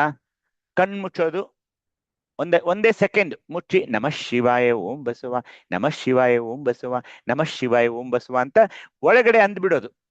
ಆವಾಗ ಶಮನವಾಗುತ್ತೆ ನೋಡಿ. ಶಮನ ಮಾಡ್ಬಿಡೋದು. ಅದು ಯಾಕೆಂದ್ರೆ ಅದು ರವಿಮದದ ಲಕ್ಷಣ. ಅದು ಇಡಾನಾಳ, ಪಿಂಗಳ ನಾಡಿ ಅಂತೆಲ್ಲ ನೋಡಿದ್ವಲ್ಲ, ಅದು ರವಿಮದ ಪಿಂಗಳ. ಅತಿ ಮತ್ತು ಶೀಘ್ರ ಕೋಪ ಬಂದ್ಬಿಡುತ್ತೆ ಚಿಕ್ಕ ಪುಟ್ಟ ಕಾರಣಕ್ಕೆ. ಅಂದ್ರೆ ಹೇಗೆ? ಈಗ ಒಂದು ಕಾರ್ಯಕ್ರಮ ಅಷ್ಟು ಗಂಟೆಗೆ ನಡೆದಿದ್ರೆ ಕೋಪಗೊಳ್ಳೋದು, ಬಸ್ ಸ್ಟ್ಯಾಂಡ್ಗೆ ಹೋದಾಗ ಬಸ್ ಬರ್ದಿದ್ರೆ ಬೇಗ ಕೋಪಗೊಳ್ಳೋದು, ಎಲ್ಲದಕ್ಕೂ ಶೀಘ್ರ ಕೋಪ. ಶಾಂತತೆ ಅನ್ನೋದೇ ಇರೋದಿಲ್ಲ. ಹಸಿವಾಗಿರುತ್ತೆ, ಊಟ ಸಿಗೋಲ್ಲ, ಅವಾಗ ಶೀಘ್ರ ಕೋಪಕೊಳ್ಳೋದು.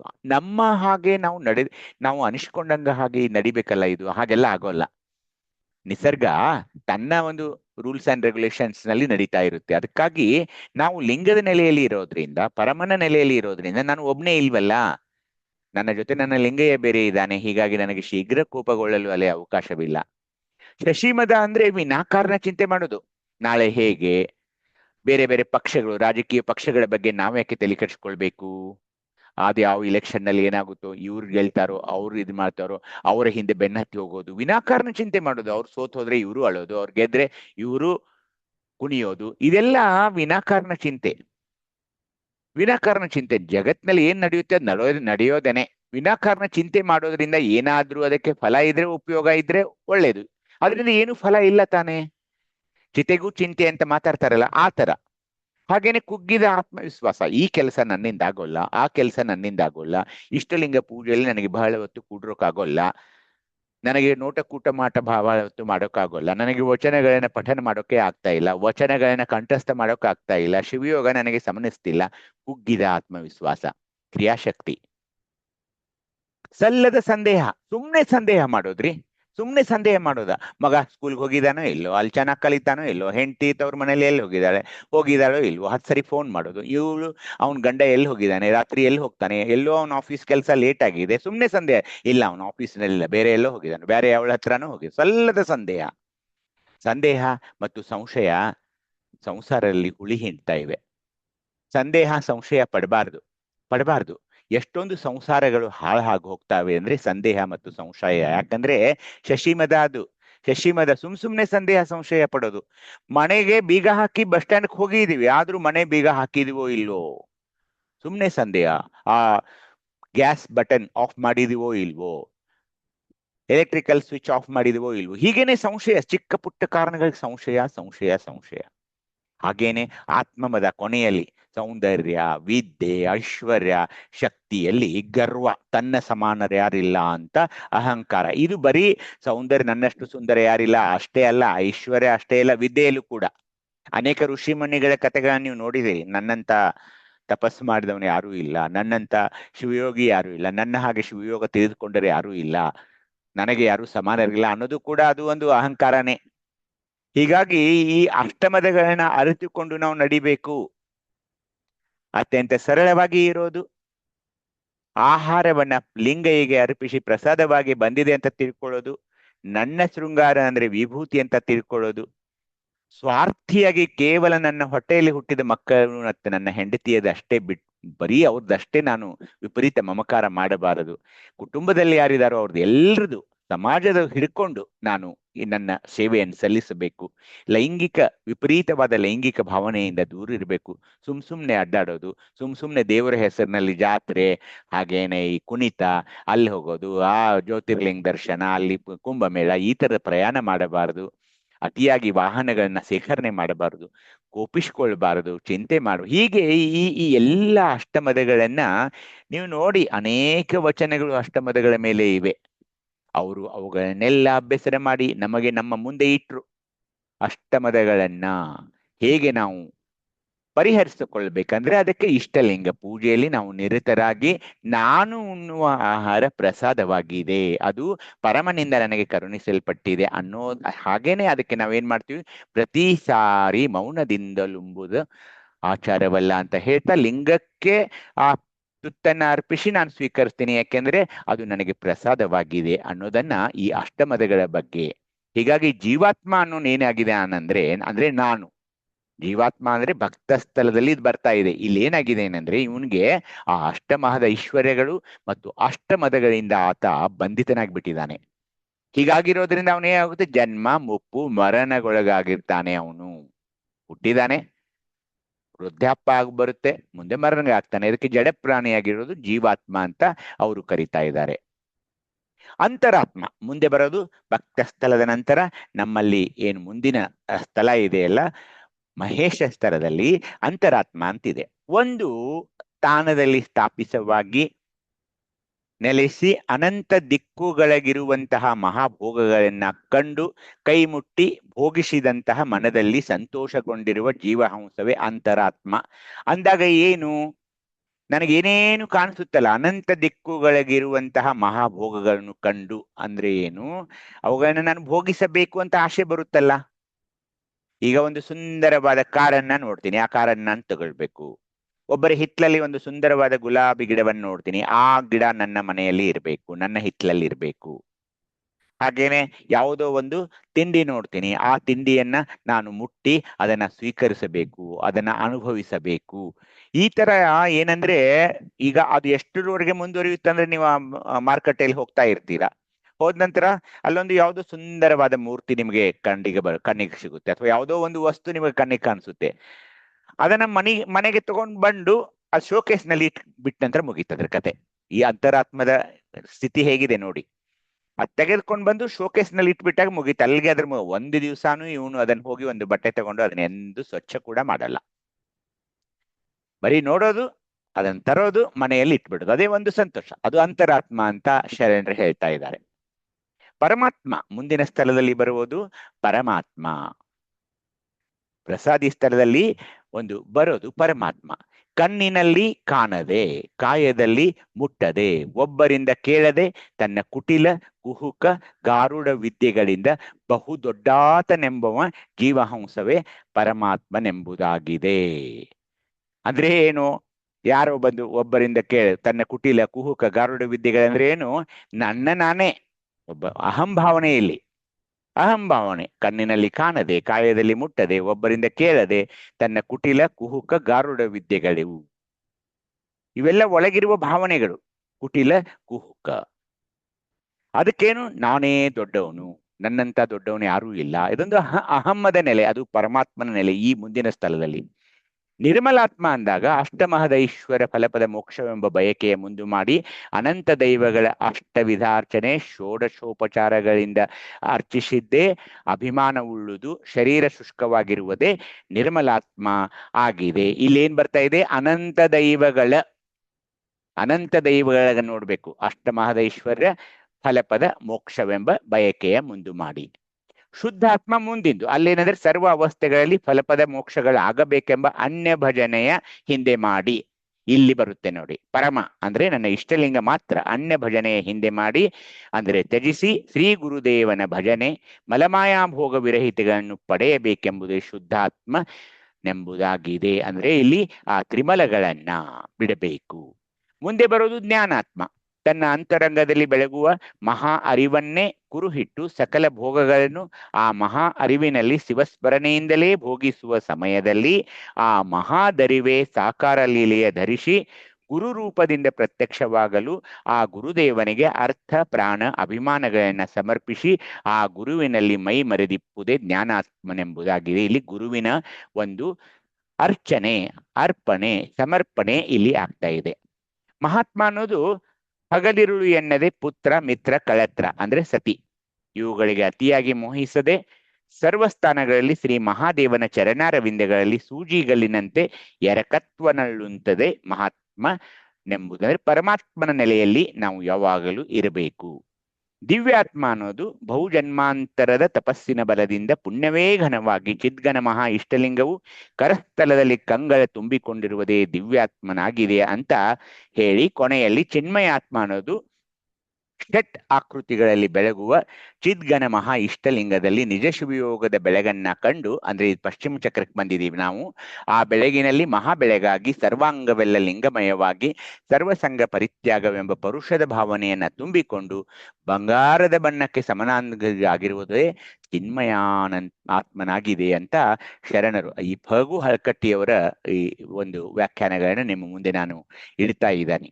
ಹೀಗೆ 9 ಪ್ರಕಾರದಿಂದ ಆತ್ಮರೂಪವಾಗಿ ಆದಿ ವಿಡಿದು ಬಂದು ಸಾಕಾರ ಲೀಲೆಯನ್ನು ಧರಿಸಿ ಪರಶಿವಲಿಂಗ ವಿರಿಸಿದಂತೆ ಅನಂತ ರೂಪದಿಂದ ನಾಟ್ಯಕ್ಕೆ ನಿಂದು ಅನಾದಿ ಶರಣ ಪರಾತ್ಪರ ಮೂರ್ತಿಗೆ ನವವಿಧ ಆತ್ಮರಾಗಿರುವರು ಅಂತ ಫಗು ಹಳಕಟ್ಟಿಯವರು ಹೇಳ್ತಾ ಇದ್ದಾರೆ. ಹೀಗಾಗಿ ನಾನು ಇವುಗಳನ್ನ ಈ ಮತಗಳನ್ನ ನಿಮ್ಮ ಮುಂದೆ ಇಟ್ಟೆ. ಈ ಸ್ಥಳಗಳಲ್ಲಿ ಹೇಗೆ ನೀವು ಅಂತರಾತ್ಮ, ಪರಮಾತ್ಮ, ನಿರ್ಮಲಾತ್ಮ, ಹಾಗೇನೆ ಶುದ್ಧಾತ್ಮ, ಜ್ಞಾನಾತ್ಮ, ಮಹಾತ್ಮ, ದಿವ್ಯಾತ್ಮ ಅಂತ ಹೀಗೆ ಪ್ರತಿಯೊಂದು ಸ್ಥಳದಲ್ಲಿ ಆ ಆತ್ಮಗಳು ಚಿನ್ಮಯಾತ್ಮ ಅಂದ್ರೆ ಪಶ್ಚಿಮ ಚಕ್ರದಲ್ಲಿ ಹೀಗೆ ಅವು ಬರ್ತಾ ಇವೆ. ಅವುಗಳನ್ನ ಅರ್ಥ ಮಾಡಿಕೊಳ್ಳೋಣ ಅಂತ ಹೇಳ್ತಾ, ಅರ್ಭಾವಿ ಸರ್ ನೀವೇನೋ ಹೇಳ್ಬೇಕಾಗಿದೆಯಾ? ಅರ್ಭಾವಿ ಸರ್. ಸರ್ ಶರಣಾರ್ಥಿ ಸರ್. ಶರಣಾರ್ಥಿ ಸರ್. ಶರಣಾರ್ಥಿ ಸರ್. ಸರ್ ಏನಿಲ್ರಿ, ಆ ಶರಣ ತತ್ವ ಕಮ್ಮಟದ ಬಗ್ಗೆ ಸ್ವಲ್ಪ ಮಾಹಿತಿ ಕೊಡ್ಬೇಕು. ಹೇಳಿ ಸರ್, ಹೇಳಿ.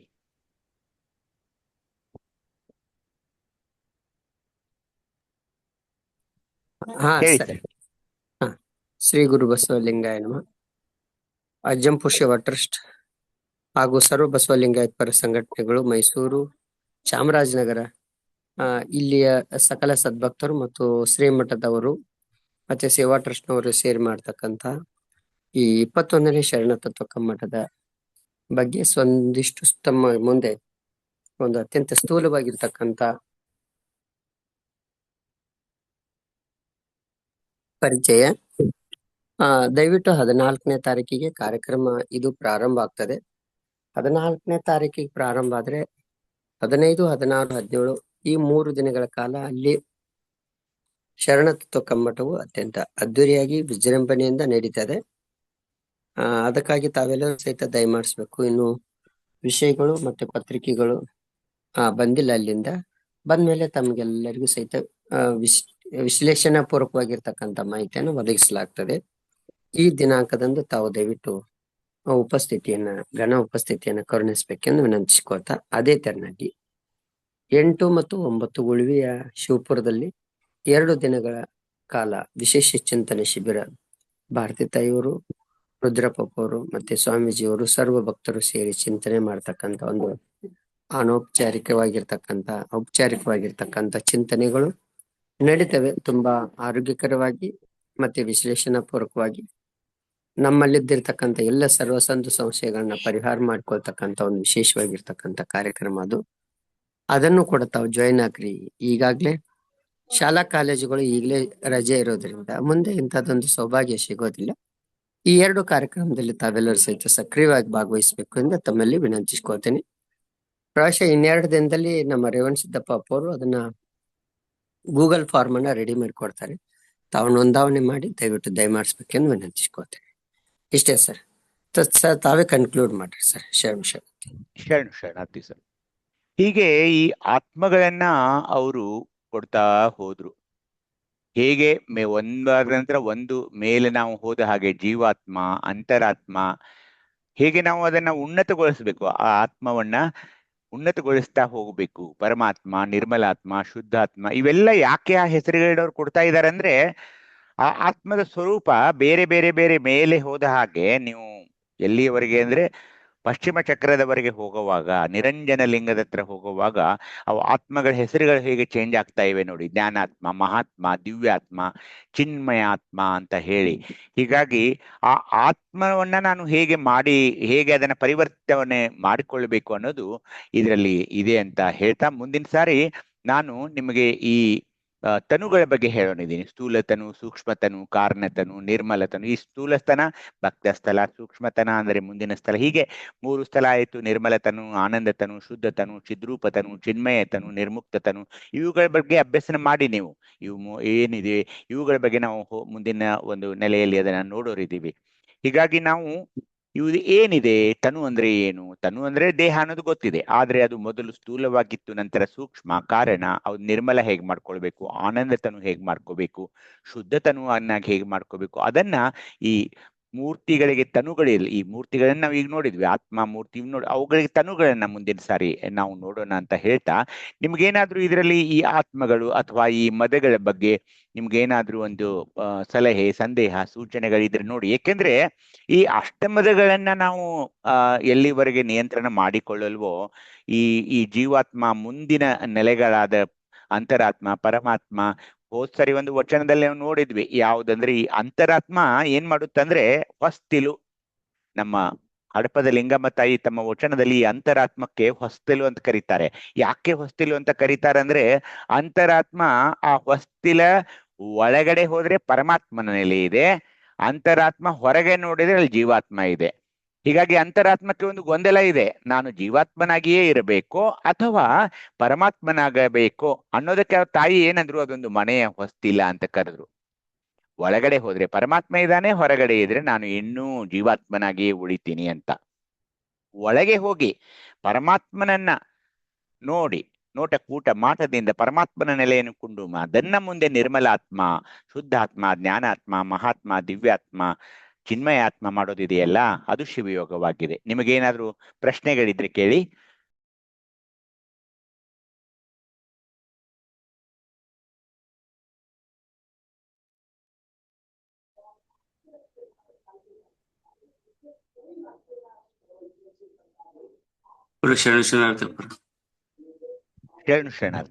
ಶರಣಸ್ಥಳದಲ್ಲಿ ಅಂತಃಕರಣಗಳು ತಾವು ಹೇಳುವಂತದ್ರಲ್ಲಿ ಅಲ್ಲಿ ವ್ಯಾನವಾಯು ಅಂತ ಬಂದಿದೆ ಅಪ್ಪ. ಅದು ಒಂದು ಮಿಸ್ ಆಗಿ ಪ್ರಿಂಟ್ ಆಗಿದೆ ಅನ್ಸುತ್ತೆ. ಅದು ಇಲ್ಲ, ಅದು ಇದೆ, ನಾನ್ ನಿಮ್ಗೆ ಹೇಳ್ತೀನಿ ಮುಂದಿನ ಸಾರಿ. ಹೌದಾ? ಹೇಳ್ತೀನಿ, ನಿಮ್ಗೆ ಹೇಳ್ತೀನಿ ಅದ್ರ ಬಗ್ಗೆ. ಅದ್ರ ಬಗ್ಗೆ ವಿವರಣೆ ಕೊಡ್ತೀನಿ ನಿಮಗೆ. ಆಯ್ತು ಆಯ್ತು ಆಯ್ತು ಆಯ್ತು. ಆಯ್ತು. ಹ್ಮ್. ಈ ಮದಗಳ ಬಗ್ಗೆ ಏನಾದ್ರೂ ಯಾರಾದ್ರೂ ಮಾತಾಡ್ತೀರಾ? ಹೆಚ್ಚಿಗೆ ಜ್ಞಾನವನ್ನು ಕೊಡ್ತೀರಾ? ಪೃಥ್ವಿ ಮದ, ಸಲಿಲ ಮದ.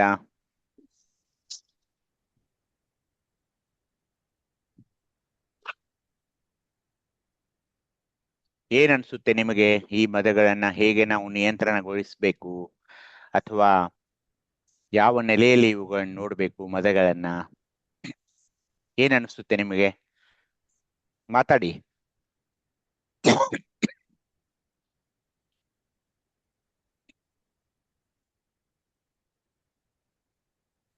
ಇದು ಇದು ಇದು ಇದಾವಲ್ಲ, ಅದು ಲಾಕ್ ತೆಗಿದೆ.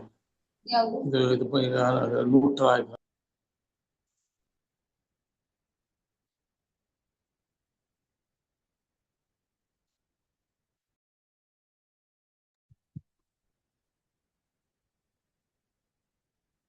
ಯಾರಿಗೆ ಏನಾದ್ರೂ ಸಂದೇಹ ಇಲ್ಲಾಂದ್ರೆ ಇಲ್ಲಿಗೆ ಮಂಗಲ್ ಮಾಡೋಣವಾ?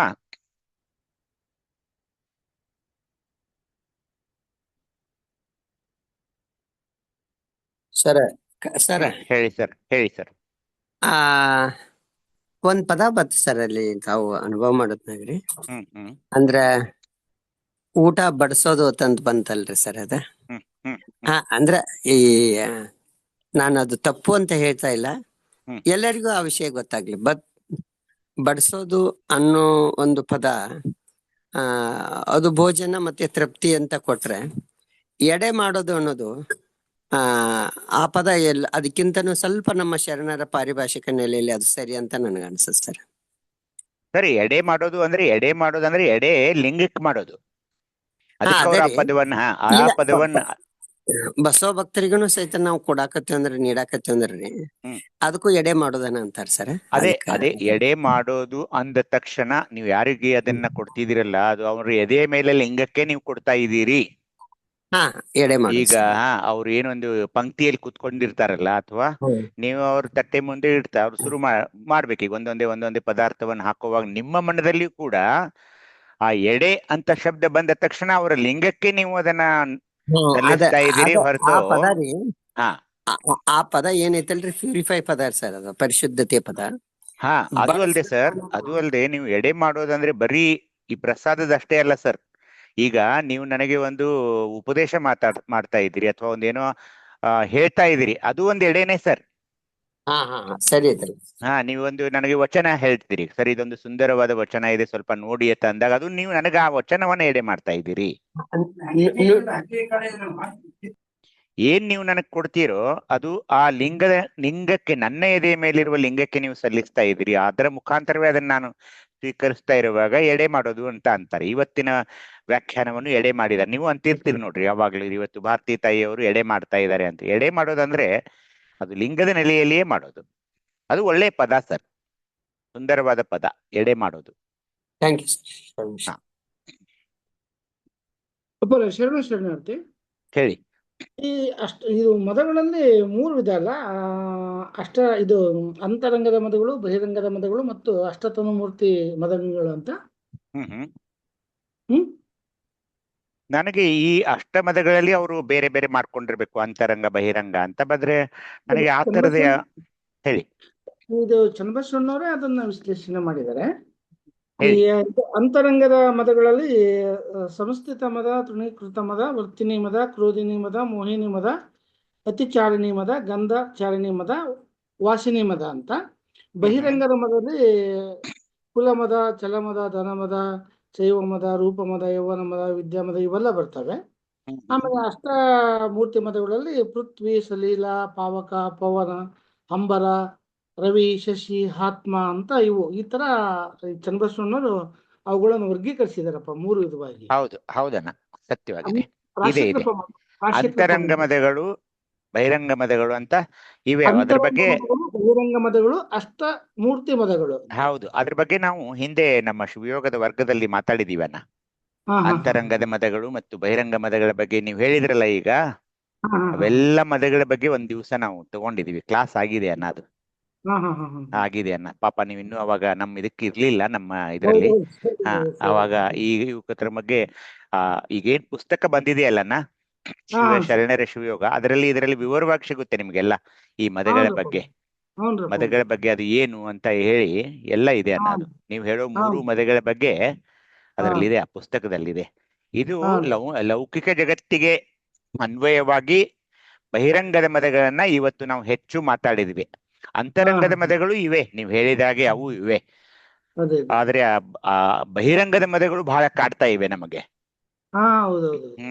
ಅದ್ರ ಬಗ್ಗೆ ಅದಕ್ಕೆ ಅವ್ರು ಏನ್ ಮಾಡ್ರು, ಶಿವಯೋಗಕ್ಕೆ ಪೂರ್ವಭಾವಿಯಾಗಿ ಈ ಮದಗಳನ್ನ, ಬಹಿರಂಗದ ಮದಗಳನ್ನ ಮೊದಲು ನೀವು ಅರ್ಥಕೊಂಡು ಅವುಗಳನ್ನ ನಿಯಂತ್ರಣದಲ್ಲಿ ಇಟ್ಕೊಂಡು ಅಂತರಂಗದ ಮದಗಳನ್ನು ಕೂಡ ಇದನ್ ಮಾಡ್ಬೇಕಾಗುತ್ತೆ, ನಿಗ್ರಹ ಮಾಡ್ಬೇಕಾಗುತ್ತೆ. ಇದೇ ಅನ್ನ ನೀವು ಹೇಳೋದು ಸರಿ ಅನ್ನೋದು. ಆಯ್ತು, ಶರಣು ರೇಣುಕಣ್ಣ. ಶರಣಾರ್ಥಿ. ಮಂಗಲ್ ಮಾಡಿ ಅಣ್ಣ. ಅಪ್ಪರೇ, ಹಲೋ ಹಲೋ, ಒಂದೇ ಒಂದು ಕಾರ್ಯಕ್ರಮ ರೀ. ಮುರಿಯಣ್ಣರೇ, ಹಲೋ ಹೇಳಿ. ಏನಂದ್ರೆ ಪ್ರಸಾದ ಸ್ವೀಕರಿಸುವಾಗ ಅದ್ರಾಗೆ ಉಪ್ಪು ಹುಳಿ ಖಾರ ಏನು ನೋಡಬಾರ್ದು, ಪ್ರಸಾದ ಮಾಡ್ಬೇಕು ನಿಜ. ಅವ್ರು ಸಪೋಸ್ ಹೇಗಿದೆ ಅಂತ ಕೇಳಿದ್ರೆ ಅದರಲ್ಲಿ ಈಗ ಒಂದು ಸಾರಿನಲ್ಲಿ ಉಪ್ಪು ಹಾಕಿರ್ತಾರೋ ಇಲ್ವೋ, ನಾವು ನೈವೇದ್ಯ ಮಾಡಿ ಪ್ರಸಾದವಾಗಿ ಸ್ವೀಕರಿಸ್ತೀವಿ. ಆ ನಿಜಾಂಶ ಹೇಳ್ಬೇಕು ಬೇಡ, ಹೇಗೆ ನಾವ್ ಹೇಳ್ದೇ ಇದ್ರೆ ಇದು ಅಯ್ಯ ಚೆನ್ನಾಗಿತ್ತು ಅಂತ ಹೇಳಿದ್ರು ನಾವು ಹಾಕಿಲ್ಲ ಅಂತ ಇನ್ನೊಂದ್ಸತಿ ಗೊತ್ತಾಗ್ಬೋದಲ್ವಾ? ಇಲ್ಲ, ಅದು ಆತರ ನಾನು ಹೇಳಿಲ್ಲ. ನಾನೇನ್ ಹೇಳೋದಂದ್ರೆ, ಈಗ ಅದನ್ನ ಒಂದು ಸೀನ್ ಕ್ರಿಯೇಟ್ ಮಾಡಬಾರ್ದು. ಅಂದ್ರೆ ಹೇಗೆ, ಈಗ ಅದನ್ನ ನೀವು ಹೇಳ್ಬಹುದು, ಸೌಮ್ಯವಾಗಿ ಹೇಳ್ಬೇಕು. ಈಗ ಒಂದ್ ಮದುವೆಗೆ ಹೋಗಿದ್ದೀರಾ, ಈಗ ನಿಮ್ಗೆ ಹೇಳ್ಬೇಕಾಗಿದೆ ಅಂತ ಇಟ್ಕೊಳ್ಳಿ. ಸಾರಿಗೆ ತುಂಬಾ ಉಪ್ಪಾಗಿದೆ ಅಂದ್ರೆ ಅದು ನಿಮ್ ಮಿತ್ರನ ಮಗಳ ಮದುವೆ ಅಂತ ಇಟ್ಕೊಳ್ಳಿ. ಅವನು ಒಂದು 10 ಜನರ ನಡುವೆ ನಿಂತ್ಕೊಂಡಿರ್ತಾನೆ. ನೇರವಾಗಿ ಅವನ ಹತ್ರ ಹೋಗಿ, ಏನ್ ಮದುವೆ ಮಾಡಿದೀಯೋ, ಏನ್ ಸಾರ್ ಮಾಡಿದ್ದಾರೆ, ಅಡಿಗೆಯಲ್ಲಿ ತುಂಬಾ ಉಪ್ಪಾಗಿದೆ ಕಣೋ, 10 ಜನರ ಮುಂದೆ ಅವನ್ಗೆ ಹಾಗೆ ಹೇಳಿದ್ರೆ ಏನ್ ಅನ್ಸುತ್ತೆ ಹೇಳಿ ಅವನ್ಗೆ? ಅವನ ಒಂದು ಸಪರೇಟ್ ಆಗಿ ಬೇರೆ ಕಡೆ ಕರ್ಕೊಂಡು ಹೋಗಿ, ತುಂಬಾ ಅಡಿಗೆ ಚೆನ್ನಾಗಿದೆಯೋ ಕಣೋ, ಎಲ್ಲ ತುಂಬಾ ಆಗಿದೆ, ಸ್ವಲ್ಪ ಸಾರಿಗೆ ಉಪ್ಪು ಜಾಸ್ತಿ ಆಗಿತ್ತು, ಅಡಿಗೆ ಅವ್ರಿಗೆ ಹೇಳ್ಬಿಡೋ ಅಂತ ಇದು ಹೇಳೋದು ಬೇರೆ. ಆದ್ರೆ ಕೂಗಾಡೋದು, ಅಲ್ಲಿ ಸೀನ್ ಕ್ರಿಯೇಟ್ ಮಾಡೋದು, ಆತರ ಶರಣರು ಒಪ್ಪಲ್ಲ. ಅದು ಸರಿ ಇಲ್ಲ. ಅದು ಹಂಗೆಲ್ಲ ಮಾಡ್ಬಾರ್ದು ಅಂತ. ಮಾಡಬಾರ್ದು, ಆದ್ರೂ ರಿಯಲ್ ಏನು ಅಂತ ಒಂದು ಮೆಸೇಜ್ ಕೊಡ್ಬೋದು. ಅದು ನೀವು ಅದನ್ನ ಕೇಳಿಕೊಂಡಾಗ ಹೇಳ್ಬೇಕು. ನನ್ನ ವೈಯಕ್ತಿಕ ನೆಲೆಯಲ್ಲಿ ನಾನು ಏನ್ ಮಾಡ್ತೀನಿ ಹೇಳಿ, ಅವ್ರು ಬಂದು ಕೇಳಿ ಪ್ರಾಮಾಣಿಕವಾಗಿ ಅವರು ನಿಮ್ಮ ಅಭಿಪ್ರಾಯವನ್ನ ಕೇಳಿದ್ರೆ ನೀವು ಹೇಳ್ಬೇಕು ಅಷ್ಟೇ. ಅದನ್ನ ಮುದ್ದಾಮ್ ಹೋಗಿ, ಅಂದ್ರೆ ಪರ್ಪಸ್ಲಿ ಅವ್ರ ಹತ್ರ ಹೋಗಿ, ಏನ್ರಿ ಅಡಿಗೆ ಹೀಗ್ ಮಾಡ್ಸಿದಿರಿ ಈ ತರ ಅಲ್ಲ. ಸ್ವಲ್ಪ ಶರಣರ ನೆಲೆಯಲ್ಲಿ ಶಾಂತತೆಗೆ ಬಹಳ ಮಹತ್ವ ಇದೆ.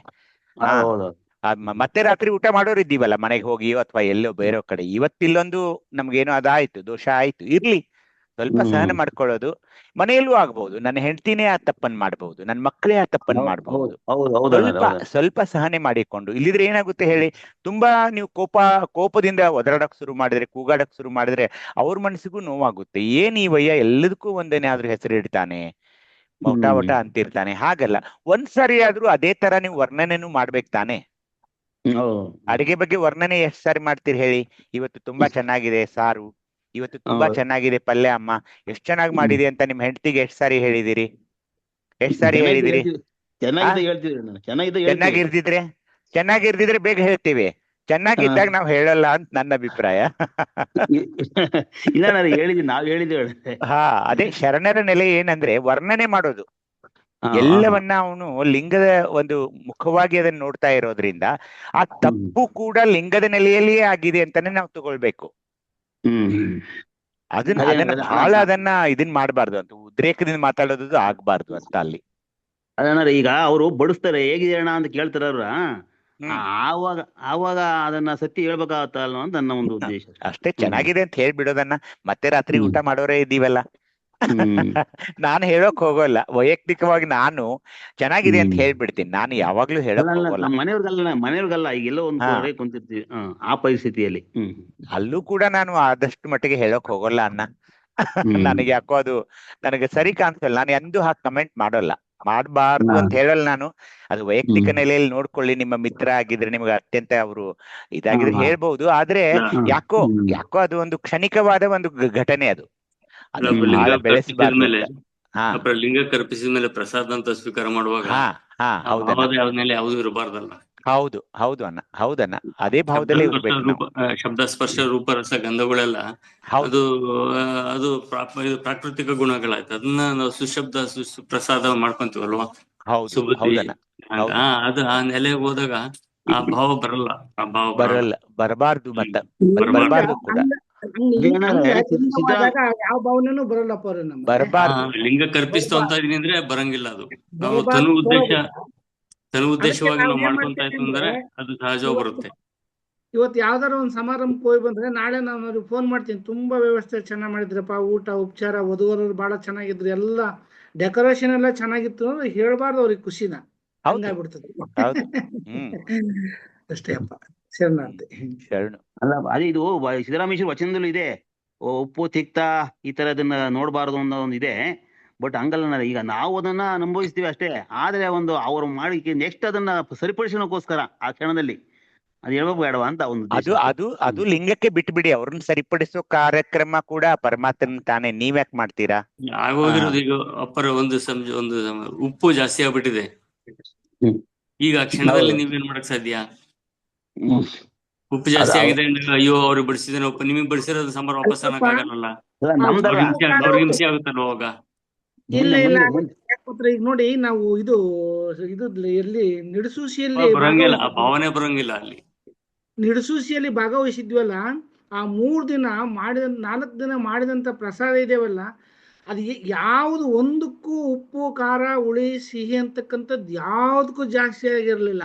ಅಂದ್ರೆ ನಾವೆಲ್ಲ ತಗೊಳ್ಳೋರು ಮತ್ತೆ ಬಡಿಸೋರು ಒಂದು ಸಮಭಾವ ಏಕೋಭಾವ ಇದ್ರೆ ಅದು ಯಾವುದು ನಮ್ಮ ಶರಣ ತತ್ವದಲ್ಲಿ ಬರೋದೇ ಇಲ್ಲ. ಅದು ಬಹಳ ಆಶ್ಚರ್ಯ ಅನಿಸ್ತು. ನಿಡಸೂಸಿಯಲ್ಲಿ ಯಾವ ಪದಾರ್ಥವು 4 ದಿವಸ ಒಂದು ಖಾರ ಉಪ್ಪು ಹುಳಿ ಖಾರ ಅಂತಕ್ಕಂಥದ್ದು ಬಂದ್ರೆ ಏಕೋಭಾವ.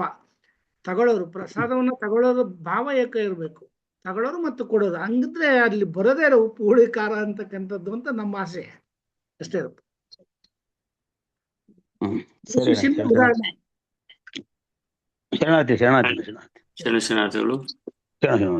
ಇದುವರೆಗೂ ಇಂದಿನ ಶಿವ ಕುರಿತಾಗಿ ಅನುಭವ ಮಾಡ್ತಕ್ಕಂಥ ಡಾಕ್ಟರ್ ದಯಾನಂದ ಪೂರ್ವಭಕ್ತಿಯ ಶರಣಾರ್ಥಿಗಳು ಹಾಗೂ ಇಂದಿನ ಸ್ವಾನುಭವನಲ್ಲಿ ಸದ್ಭಾವಗೋಷ್ಠಿಯಲ್ಲಿ ಭಾಗವಹಿಸ್ತಕ್ಕಂಥ ಸರ್ವ ಶರಣ ಬಂಧುಗಳು ಭಕ್ತಿಯ ಶರಣಾರ್ಥಿಗಳು, ಸಂವಾದದಲ್ಲಿ ಭಾಗವಹಿಸ್ತಕ್ಕಂಥ ಎಲ್ಲ ಶರಣರಿಗೂ ಭಕ್ತಿಯ ಶರಣಾರ್ಥಿಗಳು ಅರ್ಪಿಸ್ತಾ ಇಂದಿನ ಸದ್ಭಾವಗೋಷ್ಠಿಗೆ ಸಂಪನ್ನಗೊಳಿಸೋಣ. ತಂದೆ ನೀನು, ತಾಯಿ ನೀನು, ಬಂಧು ನೀನು, ಬಳಗ ನೀನು, ನನಗೆ ನೀನಲ್ಲದೆ ಮತ್ತಾರಲ್ಲವೆಯ ಕೂಡಲ ಸಂಗಮ ದೇವ, ಹಾಲಲ್ಲದು ನೀರಲ್ಲದು ನಿಮ್ಮೆಯ ಧರ್ಮ. ಜೈ ಗುರು ಬಸವೇಶ್ವರ. ಸರ್ವರಿಗೂ ಭಕ್ತಿಯ ಶರಣಾರ್ಥಿಗಳು. ಜೈ ಬಸವ. ಶರಣ.